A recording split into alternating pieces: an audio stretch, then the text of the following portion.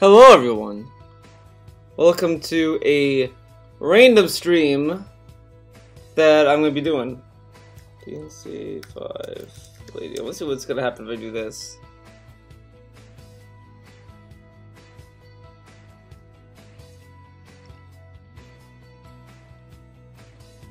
Hold on. Hold on a sec. Let's use. Gotta do something. Yeah, let's clear this. Alright. Oh wait.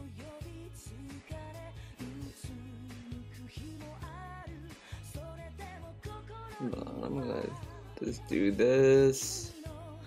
Let's add some stuff, dude. Oh, no.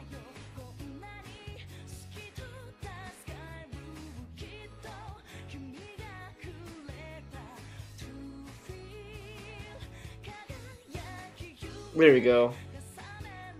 Whenever the song, we're gonna get, like, into it, don't worry.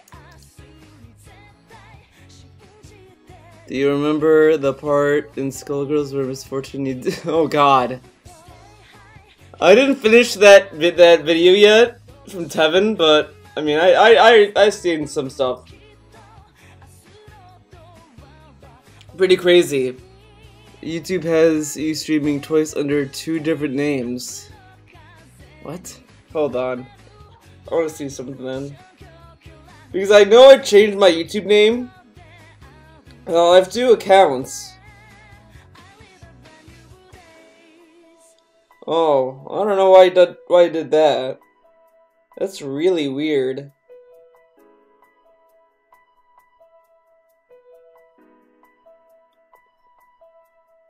That's really weird.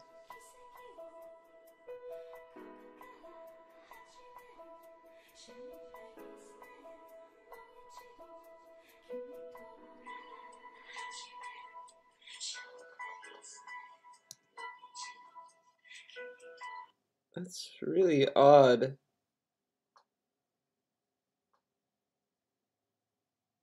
What?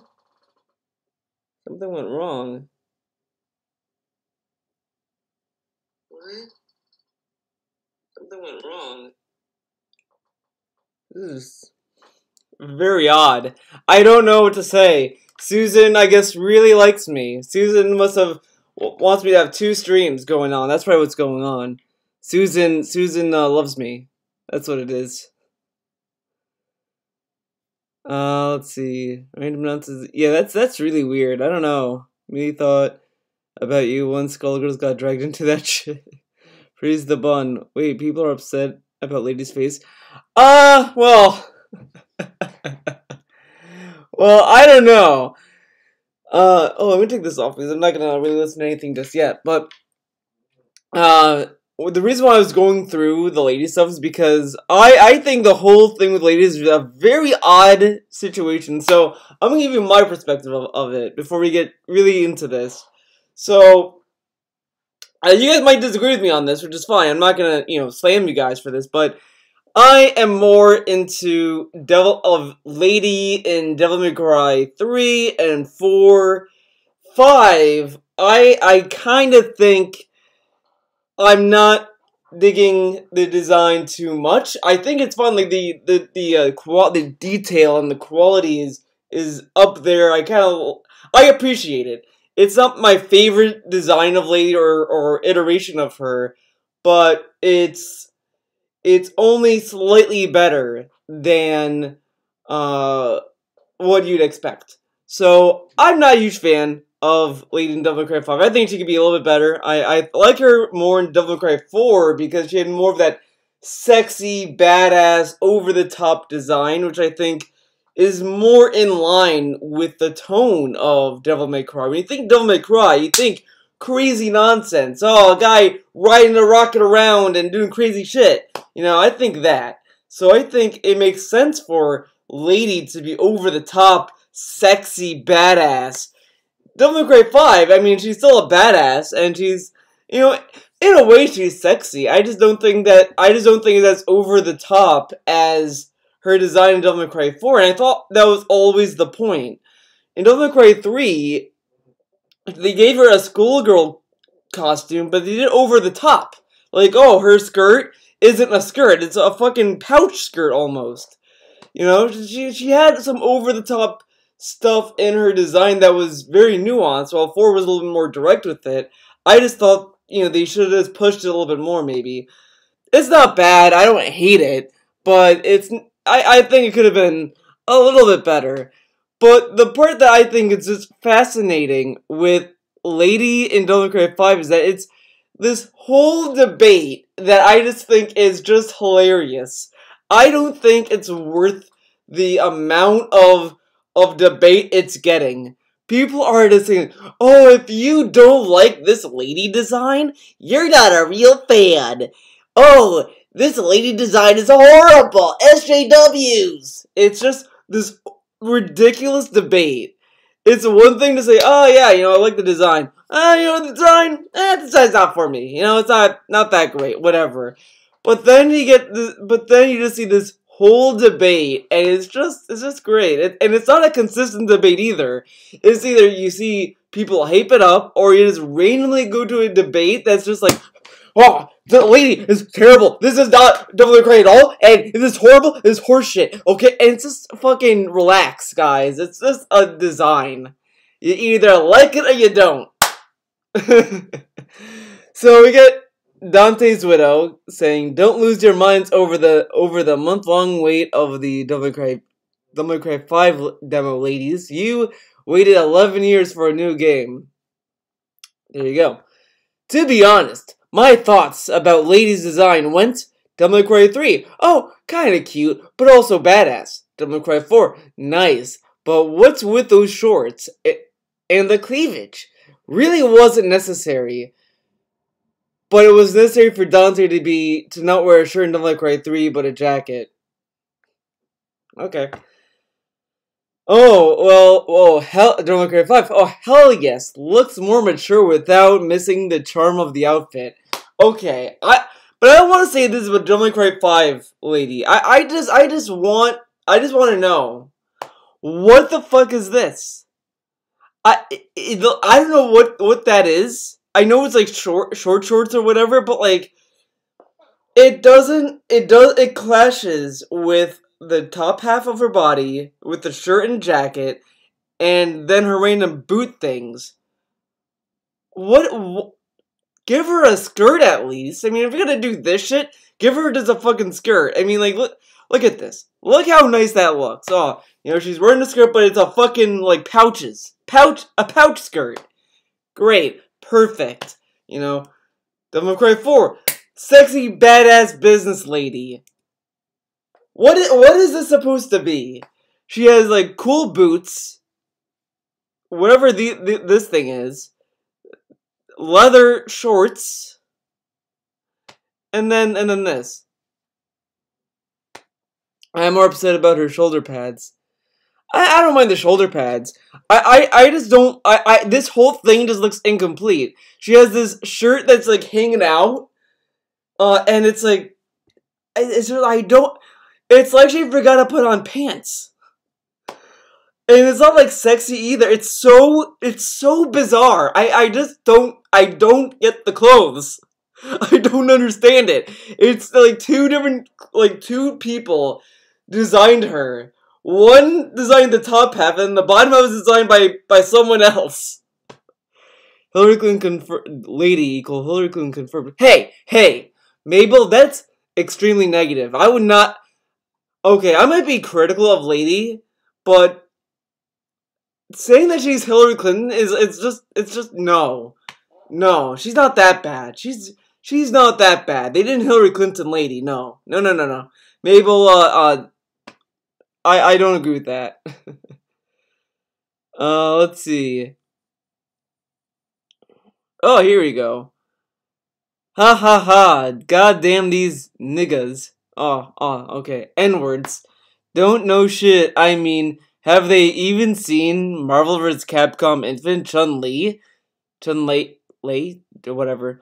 That shit looks objectively terrible. Lady in Devil May Cry 5 looks great. So does Trish. They look like how they were envisioned by Itsuno and Kamiya, respectively. Okay.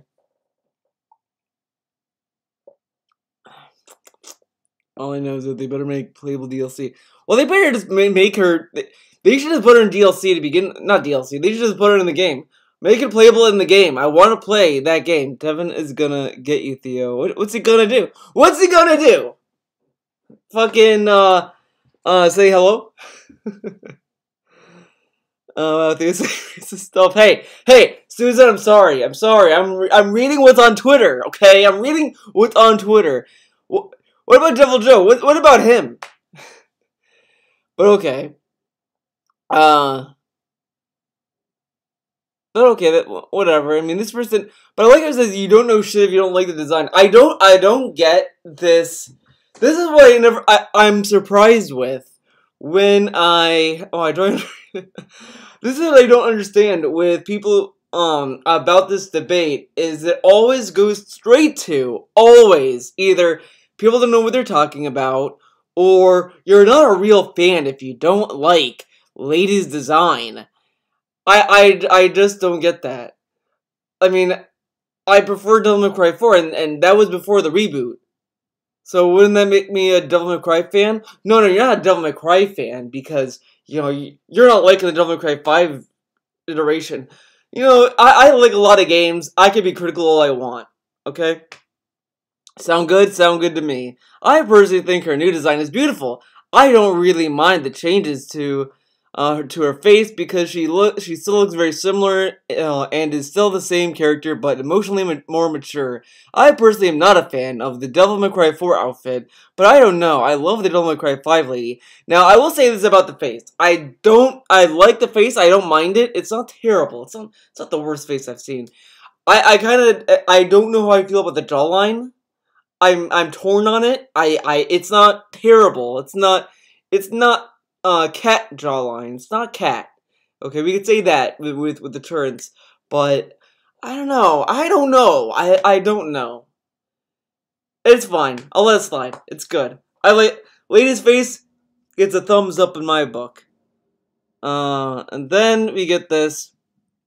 People hate Devil May Cry 5 Lady for her face. Capcom used an actor's face to achieve it through advanced facial technology. Her face is unrealistic. I don't know why they were saying it's unrealistic. Her face is is realistic. If anything, you can kind of make the argument that it shouldn't be realistic.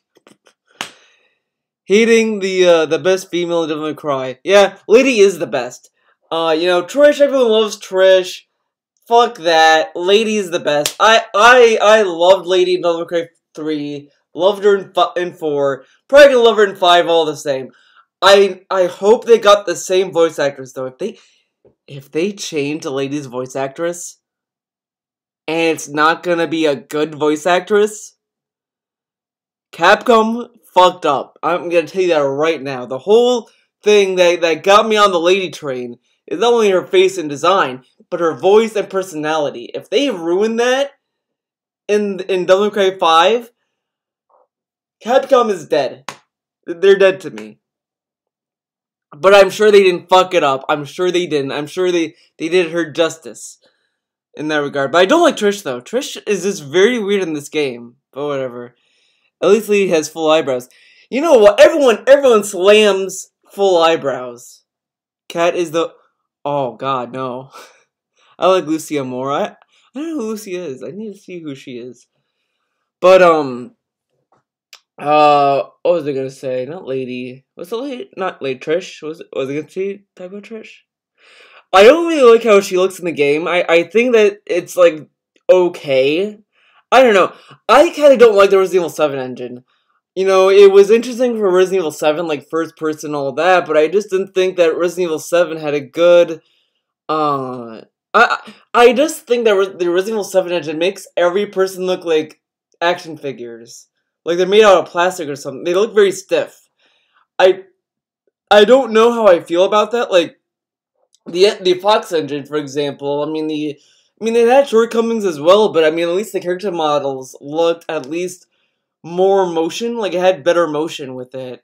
I think the only shortcoming of the Fox engine was the facial hair, except for Snake. Snake's facial hair was good, but for everyone else was just kind of whatever. But Resident Evil 7's engine was just very, very, very, very, very stiff, and I just did not like that. But whatever, it is what it is. It's not bad. It's not a bad engine, but I just don't think it's as good as people would think. Oh, look at this asshole, Theo Constantine. Oh, fuck off. Not gonna read his waste of time tweet. Hitting the uncanny valley too much. I had people say I wasn't a true fan for not minding Devil May Cry 2 that much. I haven't played Devil May Cry 2. I think I played like the intro of it. I didn't really care for it.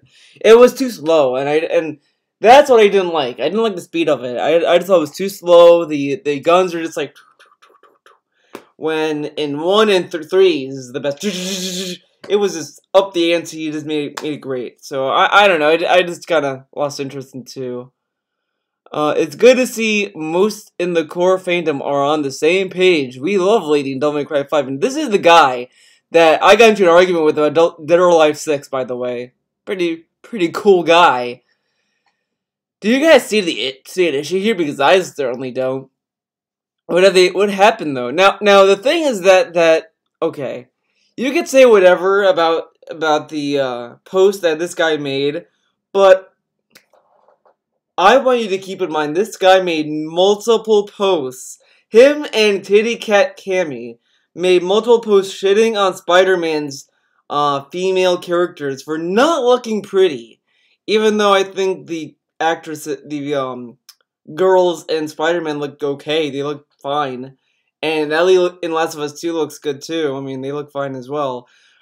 Same with the characters of Resident Evil 2 Remake. I mean, they look fine. But these people were like, oh, ugly, where's the breasts? Where's the beautiful faces? Oh, where is the hypersexualized thing? What's wrong with women being sexualized in video games, dude? Lady comes out, people are echoing their same criticisms, but directed to Lady. Lady is perfect. You know, we don't need super duper sexy ladies, but I mean, Lady is fine. So, this person literally flip-flopped his opinion because he likes Lady in Devil May Cry 5, which is just perfect hypocrisy right there, if you ask me. Lady actually annoyed me. I personally like when they make some of the women ugly. Hey, leave Lady alone. To me, the reason why I think, Lady was perfect in 3 and 4 is because Devil May Cry is an over-the-top action game. That whole game is fast-paced action, fucking half-demon nonsense, riding on fucking rockets. You know, I remember that in Devil May Cry 3 when he rode that rocket with his feet like, whoo, whoosh, whatever. All this over-the-top nonsense, we're really gonna draw the line with how sexy we're gonna make Lady? Come on. It's like watching a fucking Arnold Schwarzenegger movie and be like, dude, there's too much action in this fucking movie. Why is there action? Like, come on. She had too many stupid moments in 3. Stupid moments like, are you talking like character motivation wise, like how annoying she was for hating Dante? To me, she was just naive. She was young. You do a lot of dumb shit when you're young. Okay, I should know. I did a lot of dumb shit when I was young. I know what's up. Let's see. Lady has those lips when you're kissing. Okay, see now this is the thing about Dead GX that kind of makes me cringe. This guy, if you just spend the time going through some of his posts, you might get a little, like, chill down your spine, because this guy sounds like a fucking creeper. He just, it's so fucking weird. Lady has those lips that when you're kissing a girl, that you just want to bite and chew on them. Damn, this is so fucking weird. It's just so creepy. It's so creepy. It was like a fucking emoji. What was the pic he posted? I gotta find out. This is for research, dude. Oh, you just posted a picture of Lady.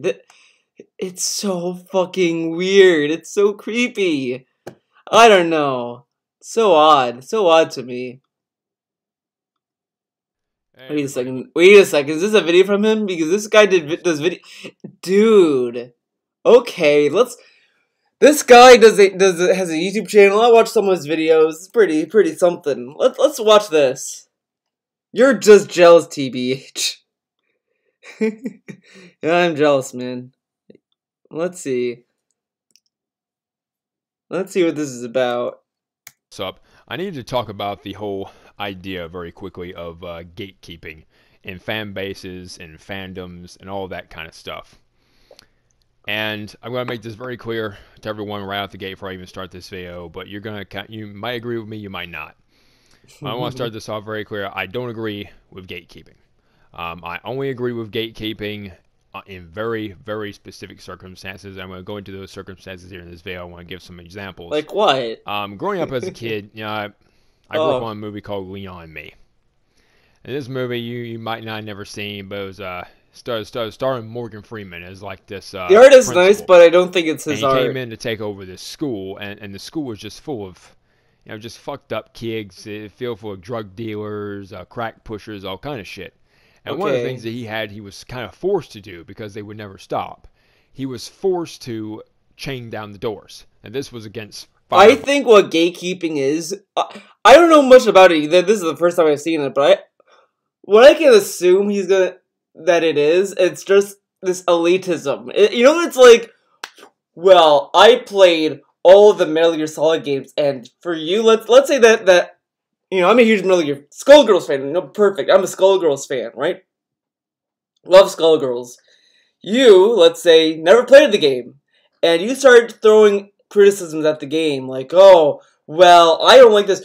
Excuse me, I am a fan of Skullgirls. You can't enjoy. Okay, this is a game for me. I think it's that kind of shit. It's like this whole like club of oh, you're not in the group or something like that. I think that's what it is. Like, you have it's the notion of like people who criticize Devil May Cry 5 are not real Devil May Cry fans. That kind of shit. I think it's that kind of shit where you have someone saying you only true fans please. It's that shit. Violations and all kind of laws. I don't know what. To literally put chains on the fucking doors. I don't know what this movie has to do with the fucking video. The video is about addressing the idea of gatekeeping and elitism. Why are we talking about a fucking movie? Fucked up at this moment. Speaking of Skullgirls, I'm gonna go fucked up at this moment. To keep these crack pushers and these drug dealers and all kind of these irreprehensible people, people from gangs, all kind of stuff, from just walking into the school. And when it comes to gatekeeping, that is the same thing. It is a necessary evil. Then you have to police your communities. You can't just let anyone into a community. It's like the same fucking, like if you believe in God or Jesus, like I do. I mean, it's just a simple concept. You're not going to let the people from hell come into heaven. You know what I'm saying? There's always, and I don't understand this whole notion of gatekeeping because you gatekeep every day and you don't even realize it. I mean, when you go in your home and lock your doors, you're gatekeeping. If you truly don't believe in gatekeeping, we have to. So gatekeeping is a necessary evil. We can't let people come in. This is a very, very welcoming community.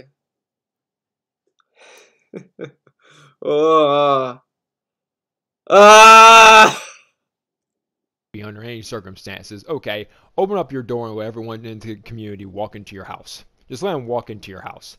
All right, if you don't like gatekeeping, all right, don't live in gated communities then. When you have to put in a code in order to raise up an arm and drive out, don't live in that kind of community if you don't like gatekeeping. And like I said, You don't like gatekeeping? Okay, I'm going to So, walk right. so we're really gonna compare real life to community gatekeeping online and in fandoms. That's kind of dumb.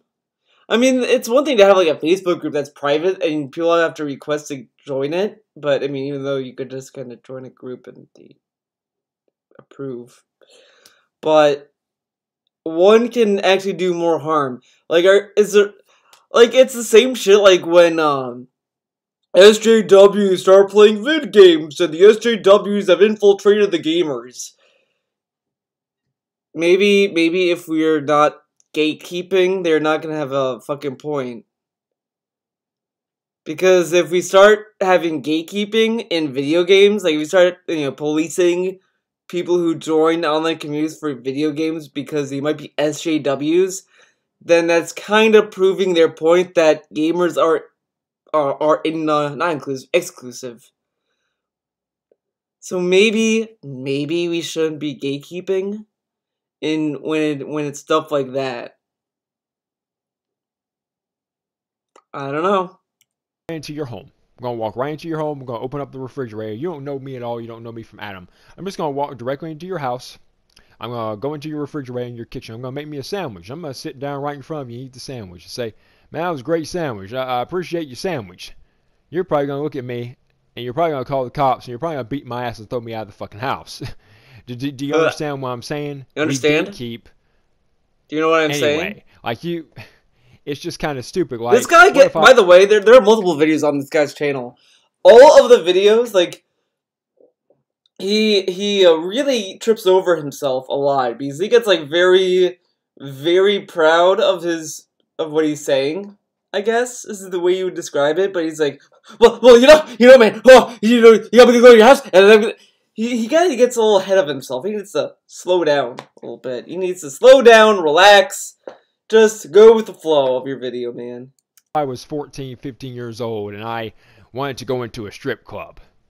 I need to be 18 or 20 years old to go into a strip club with a valid form of ID. We get it, buddy. What do you think is going to happen if I walk up to a strip club door about 15, 16 years old? We get it. The bouncer's going to throw me out of my ass because I'm not of the fucking age to be in there. All these fucking then since you analogies. Don't like gatekeeping, okay, let's bring up another topic. Maybe I should just walk into Harvard. Oh my God! Stop! Not being damn it!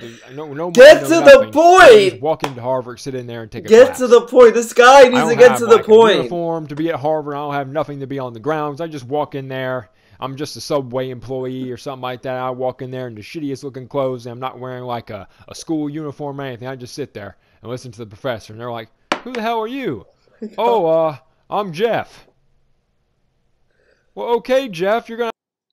If you thought if Darks Fidel beats you in the head with redundancy, I have to get the fuck out of here. Call security.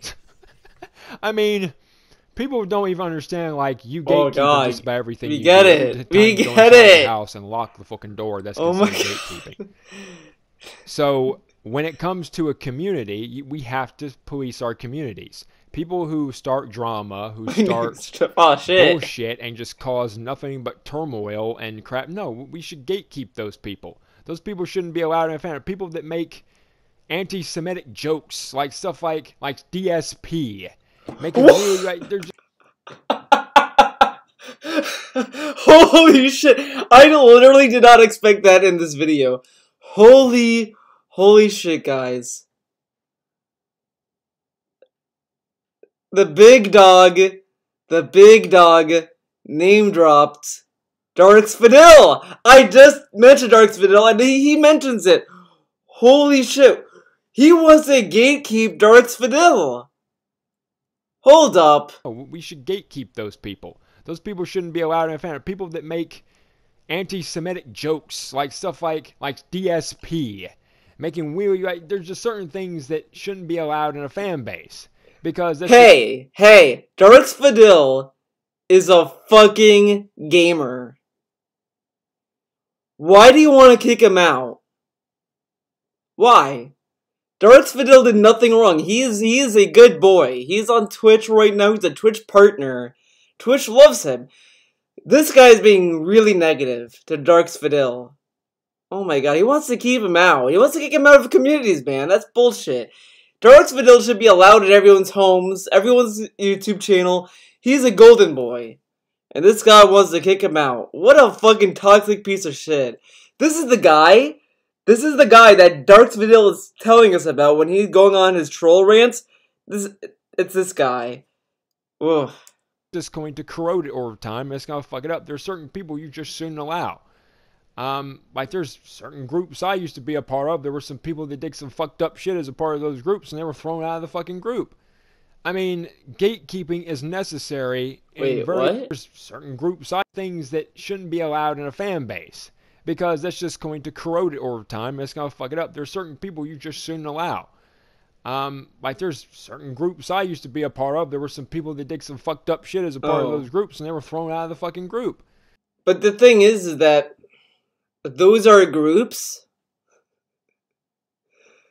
I mean, those groups don't really dictate who's a fan. Like, I could be, let's say I'm in a Metal Gear Solid fan group, and I get kicked out of that fan group. I can still be a Metal Gear Solid fan because I like the games. I mean, I kind of think this is kind of a little ridiculous. I mean, gatekeeping is necessary in very particular instances where there's just unnecessary drama. I mean, gatekeeping only works in the sense of you're running a group, a stream, whatever. That makes sense, or a Discord server. That stuff makes sense to run and have rules with that because you're participating with other people. But we're really gonna police just everyone in general and say, well, I know who you are. And Darth Vidal claims to be a Metal Gear Solid fan. I saw his fucking streams. We should excommunicate him. He's not a Metal Gear Solid fan anymore because he said some fucked up shit. Fuck Darks Vidal. But Darks Vidal could still be a fan. It's such a weird stance. Either that or the person's just really fucked up and you don't want them there. It looks bad. It makes the group look bad. It makes everybody look bad when that's kind of the person that's in the group. Gatekeeping is a necessary evil. I don't like it, but it's something that has to be done under certain circumstances because otherwise you will have people come into a fan base. It's not really a circumstance, it's the context of using it. If you're using gatekeeping in general, like just generally, that's fucking stupid. It's elitist and it's fucking out of place. But if you're running a group or a moderator of a group or a stream chat, whatever, then gatekeeping might have a point. It really literally depends on the fucking context. You can't just apply it to everything all willy-nilly. Ignorant, they're not fans of anything. They will spread hate, they will spread malicious intent, they will spread misinformation. All that will do is that will be spread to other people who are misinformed, and it's a vicious cycle. You have people that will spread ignorance and misinformation in a fandom, and it just becomes this vicious cycle until you just have everyone in an outrage or an uproar, and it's based off completely nothing. We need to keep dark. Ignorance, pure ignorance for the most of it, and that's why when you have that stuff come into a fandom, you do have to address it. There might be drama that comes up from it, but it does have to be addressed. Ignorance and stupidity and misinformation has to be stomped out. Otherwise, other people... I mean, there are rules. This is a knob, dude, but... Like... The thing is that I know that, like, this guy kind of has the same tendencies as Kitty Cat Cammy when it comes to stuff, like... You know, when I talked to him about, like, Dead or Alive 6, he went out of his way to tell me that, well, you didn't play Dead or Alive. You're not a Dead or Alive fan, so you have no room to talk about how important boob jiggles are. Boob fizzes are very important for Dead or Alive, and how dare you say that's not a big deal? I'm not a fan of Dead or Alive, so, you know, I know what I'm talking about, and, you need to shut up right now, because you don't know anything. And I was like, dude... I played Dead or Alive before. I played Dead or Alive 5. I played 4 a long time ago, but I played Dead or Alive. I'm not a diehard fan, but I can still criticize the game because it's my fucking opinion. And this guy goes around and starts arguing people. If you criticize something, if he agrees with it, that's fine. He'll agree with you. But if you criticize something that he likes, he's gonna say you're not a real fan. He's one of those people.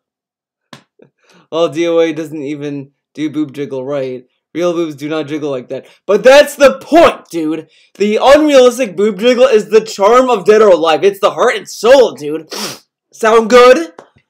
Very nice. Misinformed, it'll just be this huge outrage mob, and that will make it even worse. And But you are an outrage mob. You and Kitty Cat Kim are outrage mobs. Like, these two people are the biggest memes I have found. They are like the generic people you would expect to complain about games not having sexualized characters. Like, you can have a game that's on my design, and like, okay, we're just gonna have like normal characters, and they're gonna just be bland, we're going for a different approach. We're not going for sexualized designs.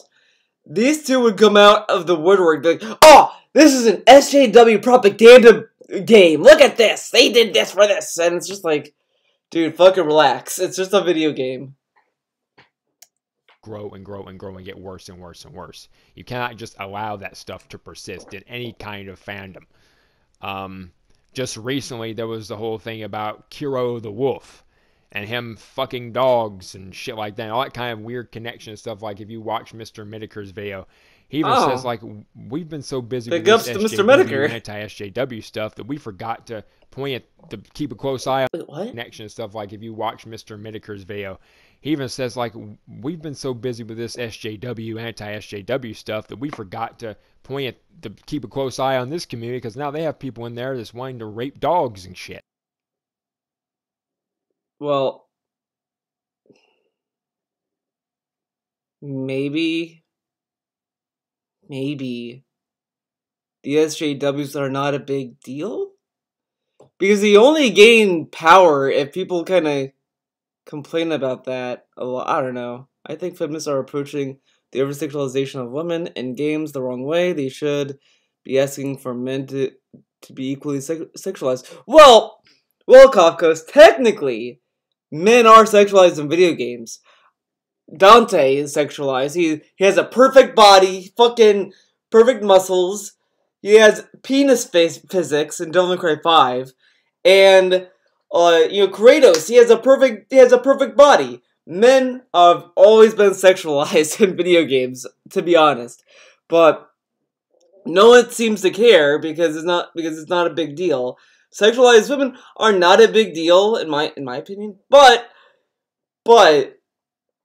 I'm not against female characters that look bland either. I just think that if the argument becomes we need more variation in character models, that's fine. I agree that a lot of games kind of go through the same design body-wise. Like you get the same body shapes in a lot of cases, and I kind of agree that that's a little too much, but I don't think it's all or nothing. I think a lot of people look at this as all or nothing. It's either we have to make women all the way not sexy, or we make them completely sexy, and it's like, we don't need to do that. We could do it right, we could kind of have a good balance, We don't need to go crazy with it.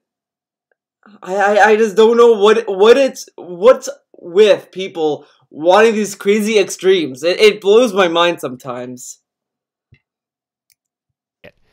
I mean, I can't hear anything. Wait, what? Wait. Oh, okay. I thought I muted myself. I was like, what the fuck? Should be able to hear me. Wow. Wow. You can't hear me?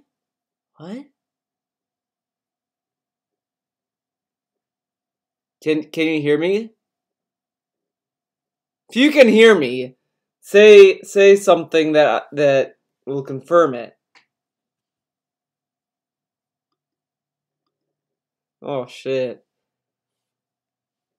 It's because you're too... Oh my god! Ah! God damn it, YouTube! What the fuck? Why are you doing this to me? What did I do, YouTube? Why are you giving me 2 fucking streams? What the fuck is this?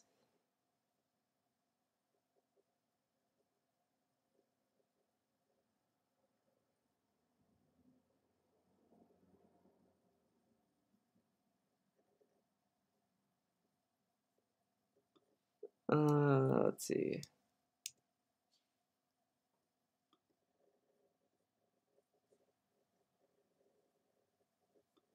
Let's see.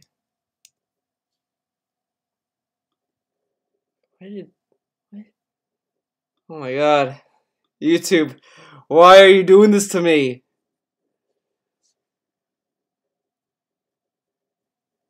Oh my god. YouTube. Let's see, what did I link? Okay, the one I linked to you guys in the chat, that's the good one. Oh my god. Fucking chat. Dude, the chat exploded.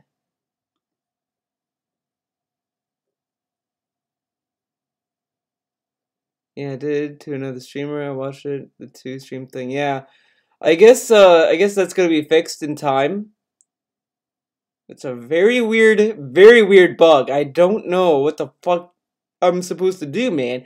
What am I supposed to do, dude? Wow. Fucking bullshit. I don't even know what I was saying. I was saying something. Whatever, fuck it. Ridiculous. You have to have a hold on a community. Otherwise, hell, there was that whole thing recently. I don't want to get into it too much because I don't know the details of it fully. But I watched a couple, like the Spider-Man community supposedly had fucking pedophiles wanting to get into it. And when you have that kind of, I don't know the details of it fully. But I watched a couple, like the Spider-Man community supposedly had fucking pedophiles wanting to get How do you into it. know that's true, though? Why mention that if you don't know if it's true? And when you have that kind of stuff, those kind of people need to be kept out of a community because those people are sick. They're fucking psychopaths. Those people do have to be kept out of a community because, especially a community where it's mostly for kids wanting to like Spider-Man. So it's like you have to. I mean, I kind of. Well, you can't just let it run rampant. So I just hate this notion that, oh, gatekeeping is bad under all circumstances, or people are elitist, or all that kind of stuff. No. People are not elitist because they call out ignorance and stupidity in the community, and they don't want it there because it spreads more ignorance and stupidity and causes unnecessary drama where there doesn't need to be any. And it's just stupid. Like I said, I don't like gatekeeping. I let anyone into a fandom who is just, hey, I really love this game. I really like this game. I want to know more about these games. I want to join the community. I want to be excited for something again. I want to be happy about something again. We need to make video games great again. And discuss things like normal people and just look forward to something. Be excited for something. You know, it's very rare these days where you can get excited for anything because there's so much drama and there's so much politics. I don't know. I'm pretty hyped for stuff. I'm excited for the new No More Heroes game that's coming out. I'm hyped for that. Hyped for Resident Evil 2 remake. Hyped for Devil May Cry 5. Hyped for positive feelings, positive vibes, great stuff. I don't know what he's talking about. I mean, I think it's pretty easy to get hyped. So much politics pushed into everything. And there's just so much of it. Now, this whole notion, now this is another meme that this guy who, here it's called the Detective, while on YouTube it's Gabriel Hype. Gabriel hyped for Devil May Cry 5. I guess he doxed himself? Gabriel? They have been kind of constantly complaining about, politics in my video games. And the thing is that politics can lead to good stories, but it's kind of funny how they only want politics that validates their own politics. Like, what was that fucking game called? Oh, not Last Light. Was it Last Light? There was a game at E3 that people were saying, oh, this is alt-right propaganda, it's criticizing SJWs, and people were like, well, it's okay for this game to be like that, something like that. It was about, because that game had something to do with, like, like the dangers of going too politically correct or something like that. I don't remember the game's name, but that came out, and all the people that complained about games being too political was championing this game for being political, which is insane to me. You can't just pick and choose which fucking game can be political and what can't. I like both sides of the fence in terms of story. I like seeing stuff that's like the dangers of going one way or the other. It's always interesting and fascinating. So I think it's just kind of lazy to do this cherry picking nonsense. About everything, it's very hard to find things to enjoy anymore. So when people find something that they are legitimately excited about, and they barely get excited over everything, and they're happy and they're looking forward to something, Mario and then voted for someone comes Birdie. along and is spreading misinformation, spreading all kinds of garbage. It doesn't. Oh, I'm gonna turn on the lights. It's getting too dark in here, but fandoms are kind of toxic because you get to deal with people who make their own stuff. You talk to other people, and talking to people can be kind of scary. Not just kidding, but no, I've been in some like crazy fucking groups. I was in this Korra fan group, the Legend of Korra fan group on Facebook. I was part of it. That shit was so fucking obnoxious to sit through. So spoilers for Korra, by the way. Book 4 comes out. The final episode, they do the big Kurosami thing. Now, I've seen good criticisms of it, like, oh, it wasn't well developed, etc., which is fine. I'm not gonna slam anyone if you didn't like it. But this group went fucking toxic mode on it. Oh, fucking gay people! They shat on the LGBT, they shat on everything. Like, it wasn't... They hated it not because it was poorly written, they hated it because of the relationship itself. And that was just a little too much for me. I was like, this group is fucking toxic. They shat on it completely just off of the basis of the relationship. And I was like, what the fuck is this? Because it's one thing to say, I don't like the development of it. It seemed rushed. It didn't really flow with the story. That's fine. But then to go on and just slam dunking on it because, well, the couple there, they wouldn't survive where I'm from. It's like, get out of here. Like, that kind of shit's kind of dumb. And then you have the Steven Universe fan base that caused a fan artist to almost kill themselves because they drew Rose Quartz as a skinny person. Who fucking cares? It's the same shit with, like... I mean, and that to me is kind of dumb. Like, why would you complain? Why lead to someone committing suicide just because they drew Rose Quartz in a particular way? I have a feeling I'm gonna get bald on this side on my head, but I'll be okay.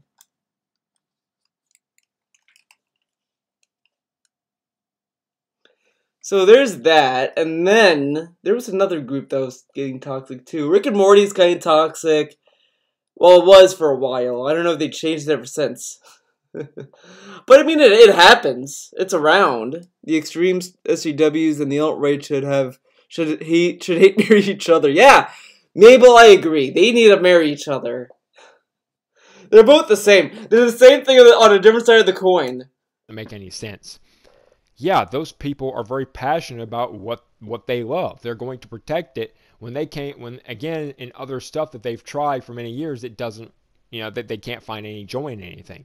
Like me, myself, I can't even barely go see movies anymore because I just find them boring. I just find it a waste of my time. I'd rather not waste 2 hours of my life watching someone else do something. Wait, what? Myself, I can't even barely go see movies anymore because I just find them boring. I just find it a waste of my time. I'd rather not waste 2 hours of my life watching someone else do something. And it's just gotten to the point where...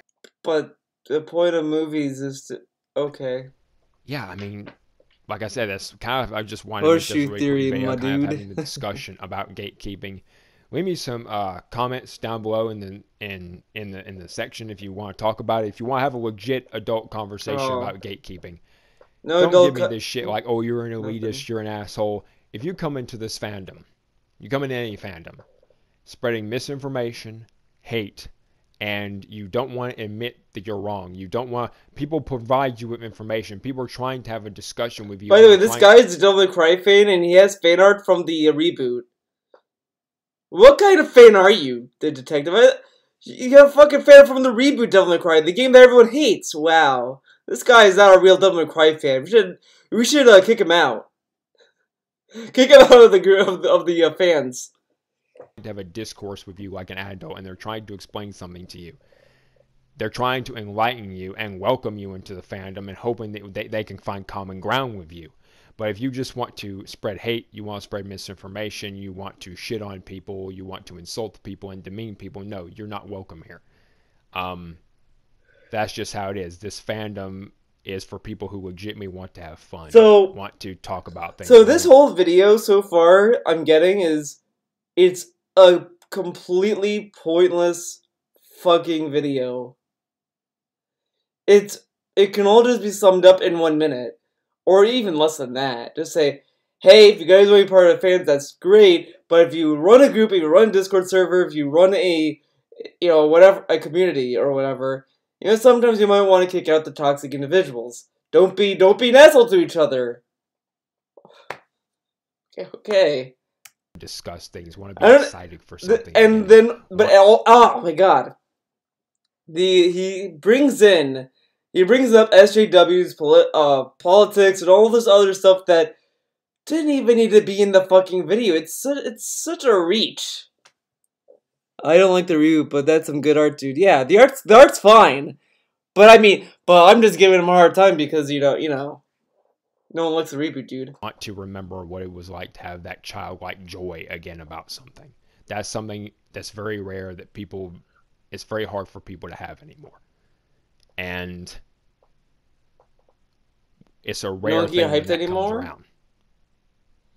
So I want you to just understand, because there were some people I dealt with the other day. This literally sounds like a very serious video, and he's talking about fucking video games.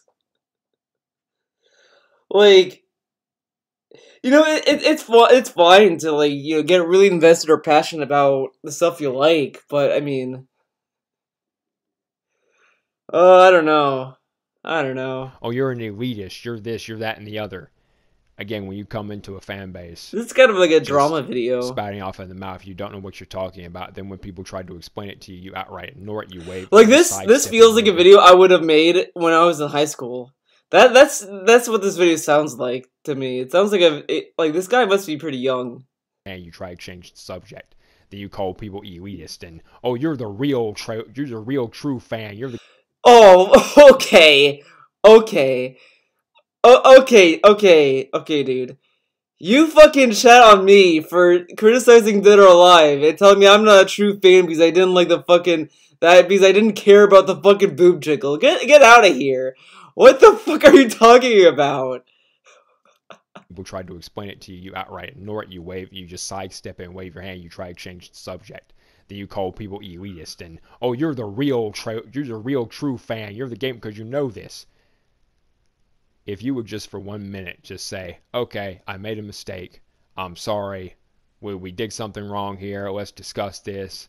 I'll gladly if you can tell me, if you can explain this to me so I can understand it better. People would just simply say, okay, cool, I'll explain it to you. Let's have a conversation like adults. Adults. It's just bullshit. It's just literal outrage shit over outrage. It's people just wanting all of his videos, by the way, sound this mad. He sounds angry every time he does a video. Like not like Angry Joe, like jokingly mad. Like it sounds like he gets very, very mad when doing a video. For attention's sake. And that kind of shit I don't like. People coming into a fan base and trying to use a fandom to then push their views or push that agenda. And then when the fandom goes back at them and say, no, you're wrong. You're not speaking for us. You're not using us as our shield. You're not using us as a shield to push your bullshit. We don't agree with you. And they freak out. They start calling people jackasses. They insult people. Then why are you here? Like fucking fanboys. Fanboys do the same shit. Go to a fucking fan group and then it starts saying, well, this game sucks ass and you guys are fucking idiots. I don't know. People get fucking angry because guess what? People are assholes sometimes. You trying to be a part of this community if you don't like the people here. And again, gatekeeping isn't everything. Even, like, think about it. Even when you buy a console, there's some form of gatekeeping. I couldn't go buy an Xbox One game and put it in my fucking PlayStation 4. What? That's a gate. Did you understand? It's a gate, dude, because you have a console. Okay, it's not that great of a point, buddy. It's kind of dumb. And there's gates in life. I couldn't just walk into a store and grab something off the shelf and walk out. I have. Yeah, you could do that. It's called shoplifting. I mean, you could do that. I mean, you'd get in trouble for it. I mean, I guess that's the gatekeeping, dude. To pay for something. There's all kind of gates put in your way. Like, I just fucking gates. How do I open these gates? Like, let's say I was going to go visit someone in the hospital. I had to prove that I'm a member of that person's family to over and go visit them. I just can't go visit a random person in a hospital and they don't fucking know me.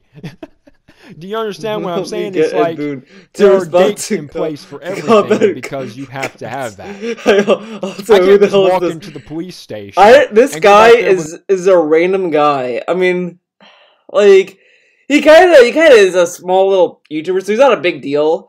But the thing for me is that.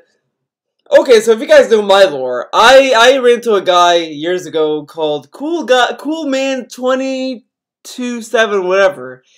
I did a video about him. I got a community strike because I did a video on him. He has the same kind of pull of a community, but this guy I got into an argument with. Both these people I got into an argument with, and the guy kind of got my nerves after a while. So I got into an argument with this guy.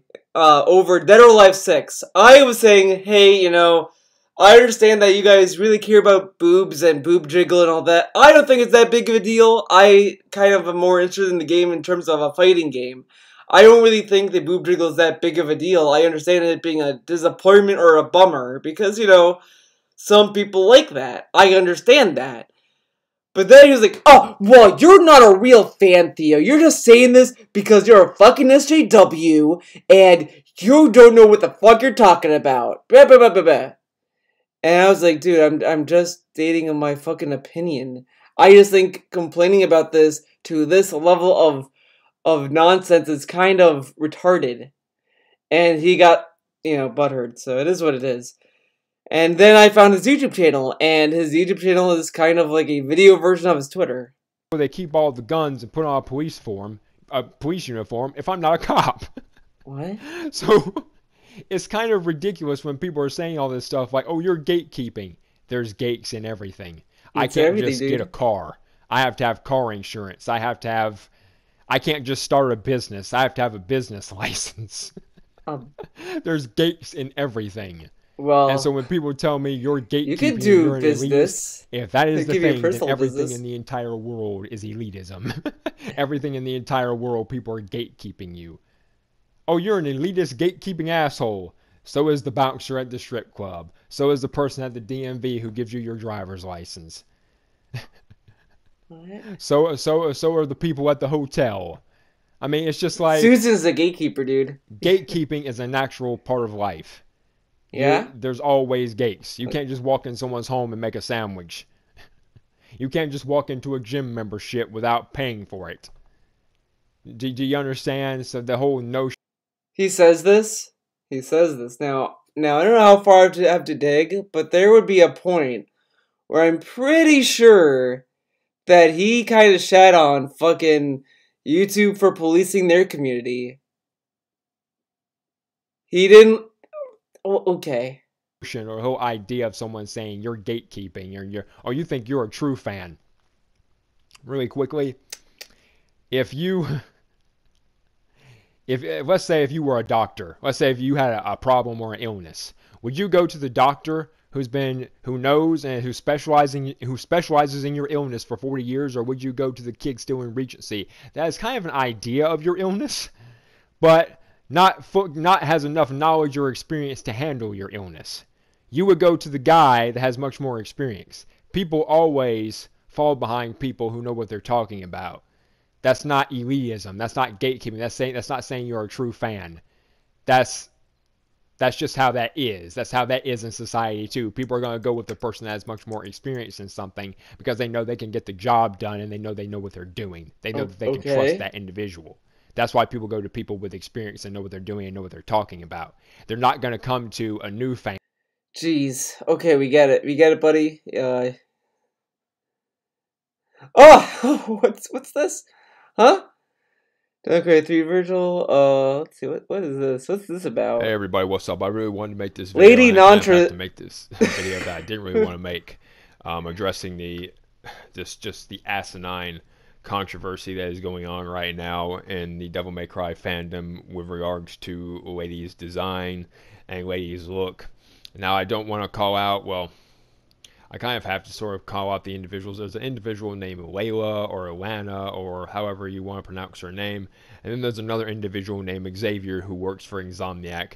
Now, I made a video a little while about this individual who works for Insomniac Studios. He is an extreme SJW. I think I've called him out before. And I defended this woman in the past because she posted up a thread a an individual named Theo. To put the link in the description. She's actually blocked me. But I'll try to link you down below in the description to what this individual named Xavier did. This man has stalked women for years. He supposedly has stalked women for multiple years in ArtStation and has tried to have their artwork censored because this individual, like, these two have been fighting back and forth. His design in Devil May Cry 5, I think she looks absolutely fucking gorgeous. I have no issues with Lady in this game at all. And I think anyone saying that she looks like a man is utterly ridiculous, and just your opinion is not valid. Well, I wouldn't say she looks like a man. That's kind of dumb. I mean, look at that picture. Look at this. How does that look like a man? I mean, I might have been critical of her design, but I wouldn't say she looks like a man. That's kind of dumb. So whoever said that, I think is incorrect there. If you have anything bad to say about the model that represents Lady, I'm blocking you. I have no engagement. Oh, so if you don't like Lady's design, you're gonna get blocked. Get that ass blocked. What? But I thought gatekeeping was bad. Wow, dude, he's gatekeeping, man. That's fucked up. What an elitist. You though, I think you're an idiot. And you're an idiot. The majority of the people. You're an idiot if you dare criticize Lady's design. This is exactly the type of shit I kind of think is dumb. You can criticize whatever the fuck you want. If you don't like Lady's design, that's your opinion. That's an opinion. Now you might disagree with opinions. I mean, that's also an opinion. People who are talking about this are idiots. They have no idea what they're talking about. It's literally SJW. It's literally people injecting SJW in politics into something that has no politics or any SJW. But you inject SJW stuff all the time. Whatever. Leanings at all. It's literally a middle ground product. There's nothing SJW about Devil May Cry 5 at all. It's completely ridiculous and nonsensical. But because of Xavier brought up the whole transphobic thing, he brought that. I don't quite get what. I saw headlines about that, and I didn't understand what the fuck that has to do with anything. Okay. These two individuals have caused this flame war to spill over into Marie our fandom. 300%. Oh, don't tell me about Marie 300%. Oh. Just anime targs, just some people from Comicsgate coming in that I've personally know who used to follow me, who are complete douchebags now to me. It is just ridiculous, and it's completely unfounded, and it's all ignorance. It's all ignorance. But I wanted to point out, I wanted to specifically send this video out to Layla specifically so she can understand, because she said she's been a fan since she was 10 years old. I've been a fan since I was 11 years old. But I think I have a greater knowledge to what's going on in the fandom than she does, because I've been on forums for many years. I have been wow, this doesn't sound elitist at all. Well, I've been on forums. I've been in the community, dude. Deeply embedded in the fandom for a long time. She may not be aware of it. Hirio. I'm probably butchering this guy's name, but Hiriokiyashi. I'm just gonna call him Kobayashi-san, and I think I'm just gonna call him Kobayashi-san. he was the producer on Devil May Cry 4, and he No, Mabel, you're wrong. You see, that woman, that dumb bitch, she was a fan, but she didn't participate in all of the groups. See, in order for you to be a true fan of something, you have to join every Facebook group, every Twitter group, every Tumblr group. You really have to be right in there with the community. You have to put in hours, guys, okay? You can't just be a fan all willy-nilly. You can't just say, oh, I'm a fan of this. You have to dedicate your time and effort into it. You can't just be a fan. Yeah, come on. You kind of have to sacrifice your personal time to like something, okay? Sound good? he specifically said that the reason why Devil May Cry 4 was so anime was it was designed specifically to appeal to the Japanese female audience. This was an article that was way back when. But Devil May Cry has always been kind of an anime type fucking game anyway. I mean, if you really think about the games, they are kind of like anime. A lot. Devil May Cry 3, your own brother is an enemy. Ugh. And people still have problems. She doesn't even know this because I doubt she's been on any of the forums. But there was a divide many years ago. It was on the Devil's Lair forum. Oh, she was part of the Great Divide. How could you say she's a fan if you haven't been part of the Great Divide of 1988? Huh? Come on, step up. There's always been a divide between people who like Guys, if you like Skullgirls, I'm sorry, you're not a real Skullgirls fan unless you beat Marie 300%. I didn't beat Marie 300%, so I can't be a real fan. Okay, sound good? Devil May Cry 3 and liked Devil May Cry 4. There was such a divide between those two groups that forum ended up shutting down because the owner of the forum, who was a woman, had to shut it down because she didn't like the divide. And then that even got even worse with the reboot. What? So people don't understand there's been a divide between Devil May Cry 3 fans and Devil May Cry 4 fans for a long time now. It's been going on for a while.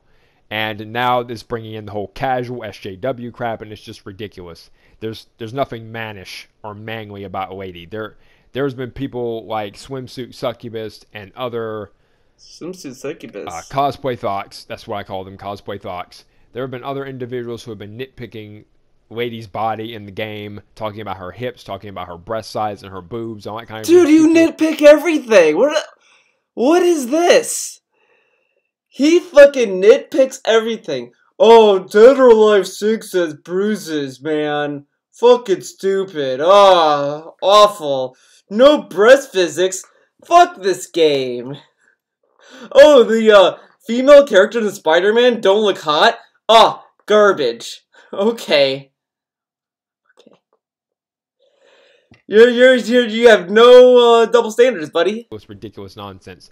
The model has small breasts. The same model was actually used in Final Fantasy 15 Kingsglaive. She has the same face. There are literally no changes. This is that model. Capcom. But Kingsglaive was square.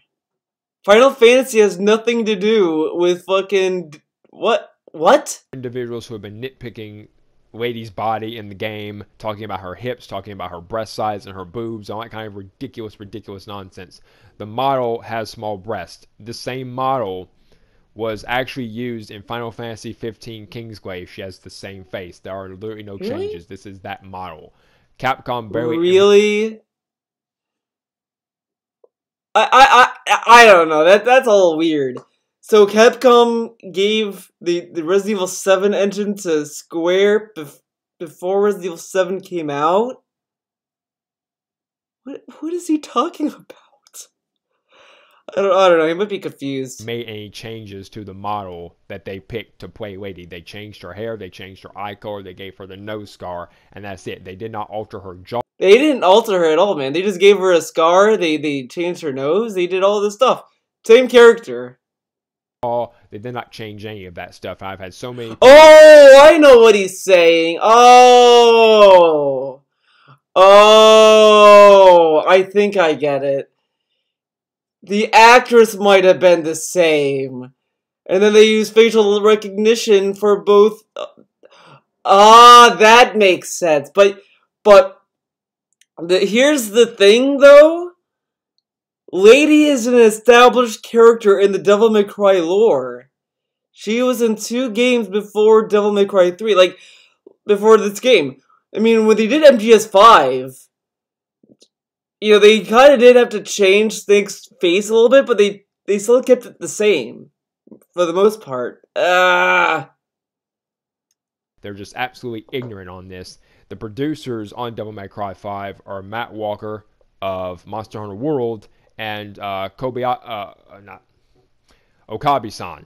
Okabe-san even said in an interview that his main focus, being one of the producers of Devil May Cry 5, was to focus on what the core fan base wanted.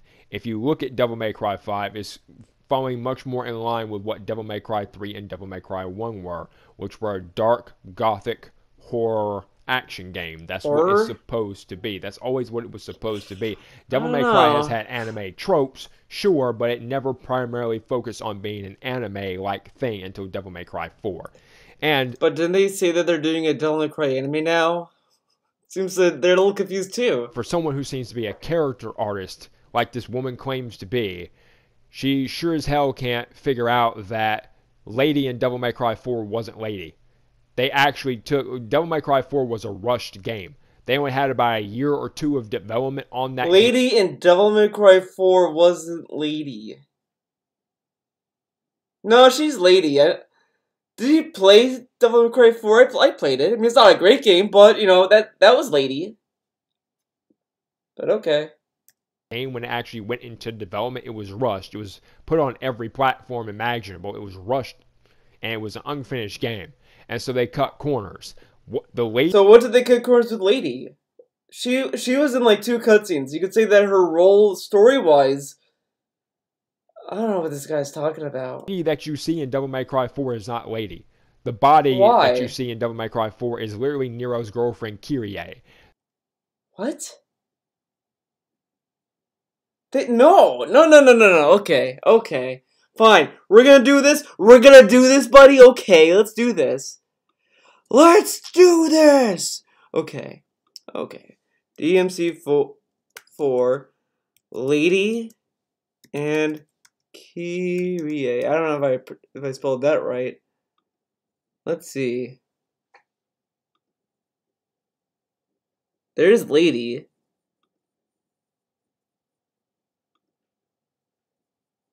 Okay. That's Kyrie. I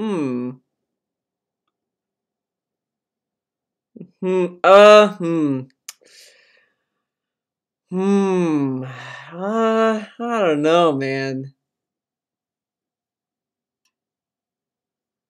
They kind of look different to me. She has like a longer head, like, a little longer. She has like a pointier chin. I mean, she has a pointy chin too, but her face is kind of like more rounder. Yeah, I wouldn't say they're the same. I don't know what he's talking about. What are you talking about? Must be a detractor meme. They changed her eye color, gave her a wig, and put sunglasses on her so you could... Changed her eye color? No, the eyes are different. They're, heterochromic. Whatever. Oh, the sunglasses must have confused him. That's what it was. See, she was wearing sunglasses. You couldn't see her actual eye color, so that confused him. Okay. Oh, poor guy, he got all confused. Couldn't tell the difference, but if you look at her lips and her face and stuff like that, it's Kyrie from Devil May Cry 4. It is the exact same model for Kyrie. They just put her in a lady costume, and then that's Kyrie just in cosplay in that game. No. That's really what that is. So for someone who is a character artist, she really doesn't know what the hell she's talking about if she couldn't pick that out. And I don't think you know what you're talking about. I don't think they're the same. I don't think the reason why you see people asking for Xavier's job, I mean, a lot of people don't agree with that. The reason why people are asking for Xavier's job is because he did stuff like go on to ArcStation and stalk women and tried to have their work censored from ArcStation. I do not like Xavier. did like her artwork and I did follow her, and I was nothing but kind to her when I actually made my first 3 or 4 tweets directly. I was a nice guy, okay? How dare she not like me? I'm a nice guy. Addressing her. I never called her any names. There was even a tweet where I said, hey, you know, you've been a fan as long as I have. It's good to see another fan who has that sort of seniority talking about the game, even though if I don't agree with you. My first 3 tweets, I never said a single thing bad to her. I was never calling for harassment or anything. She was attacked by Xavier's fans when the DMC fan base was trying to address her bullshit. So really there's a crossover between the Spider-Man fandom and all these mainstream, and it is literally ridiculous and behavior. Then there's no play. This is why I know there's people in the fandom that don't like the idea of gatekeeping, but this is why we have gatekeeping. Because people will rush into this is why we have gatekeeping, dude. Fandom. There's nothing but pure ignorance. People who have no experience on anything. People that are just talking. Oh, I don't think he's a nice guy, but I like every time I see like a guy complain about a girl on the internet, I just think of that. To talk out of their ass. I was nicer. I'm a nice guy. Saying that lady was altered to look like they did with Mass Effect Andromeda. That is not the case at all. All of the models and actors were literally scanned. Their whole entire body was scanned in their costumes. This costume is not something they put on her. What she's wearing is an actual real outfit. It's the same with Dante's costume. It's the same with Nero's costume. All of these people were put into these costumes that Capcom paid to have made, and they were their whole body was scanned. They made very slight alterations. Was the clothes scanned too? I don't think so. I think it's just the body. To make sure they lined up with characters, well, how the characters were in this game and how characters were in the past games. Dante, if you put Devil May Cry 4 Dante's picture beside Devil May Cry 5 Dante, they look exactly the same. Hat doing fucking breakdancing. What? I've heard some complaints from people who do like the anime art style that say it's not as stylized. I don't understand how that is because you literally see Dante in a cowboy hat doing fucking breakdancing while he's killing demons. I don't understand how you could say Devil May Cry 5 is not stylized. Now, I heard there's some people that say, oh, because of the colors. Devil May Cry has always been a dark, gothic game. The original core games... I don't know, I feel like the Devil May Cry 5 had a little color to it. But, I mean, which were Devil May Cry 1, Devil May Cry 2, even though you might not like that game in Devil May Cry 3, they all were the same. Dark, gothic, atmospheric, horror-like action. I love the models that they picked for both Lady and Trish, but even though Trish is my favorite, Trish literally looks like a fucking cocaine addict. I mean, let's look at Devil May Cry 5 Trish. DMC 5 Trish. I mean, I don't know. I'm not crazy about this design or this face. It looks very, very weird. Dude, it kind of reminds me of Big Mama. That looks just like her. Oh, holy shit, Big Mama's in Devil May Cry 5, man. Whoa. But I don't know, I was never really... I wasn't a huge Trish fan, though. I like her gameplay, but I don't really like the character, so... Specifically drawn to Lady now a lot more than I have been in the past. Because I'm very familiar with the model that they chose because of her work in Kingsglaive, and I really... Oh, see, yeah, he's talking about the actor. A little weird how he said the model. He meant actress? He knows they're actresses, right? Not models? Kingsglaive, she was probably my favorite character in that movie, that film. And I love her character. I love the model, who is not just a model, but she's also an actress. I think she did the voice for Crow Atlas in that game. I mean, in that... Okay. I think we're done with this guy. Let's go to... Let's see what Lily's up to. What's Lily up to? Let's find out. So if... I gotta find out what she's up to. I just have to find out. So she did not good enough. Oh boy. Oh boy! Ah! God damn it! Fuck you! Fuck you! Oh my god! God damn it! God damn it! I thought we were done with it. I thought we were done with it. What? Why did she start with that? God damn! Fuck you! Fuck you! Why? Please don't have this video be more of that, please. I'm telling you right now. If there's one more, I'm quitting this video. Quitting it. Mom,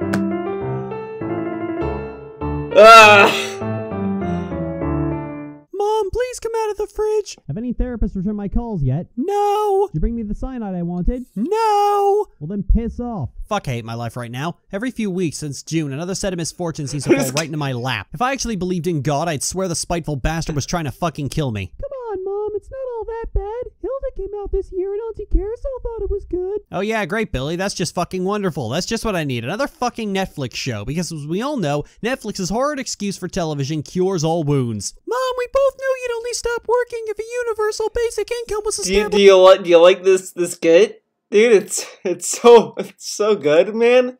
So very nice. So you must have been doing something besides feeling sorry for yourself and going insane? Well, I guess I've been thinking about the miserable state of LGBT representation in the wake of the Steven Universe video going viral and She-Ra coming out to underwhelming reception. I like the meme of shitting on Netflix shows. It's always fun, always a good one, but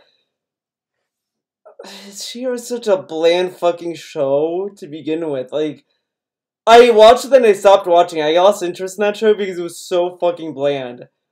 Oh, you gotta stop the horde. Oh, well, you gotta get the princesses. Oh, we left a person behind, but we thought she was dead. And now she's with the bad guys because she thought they were gonna come pick her up. But they never came, so now she's bad, and helping the bad guys. But it's with the power of friendship that things go well for everyone.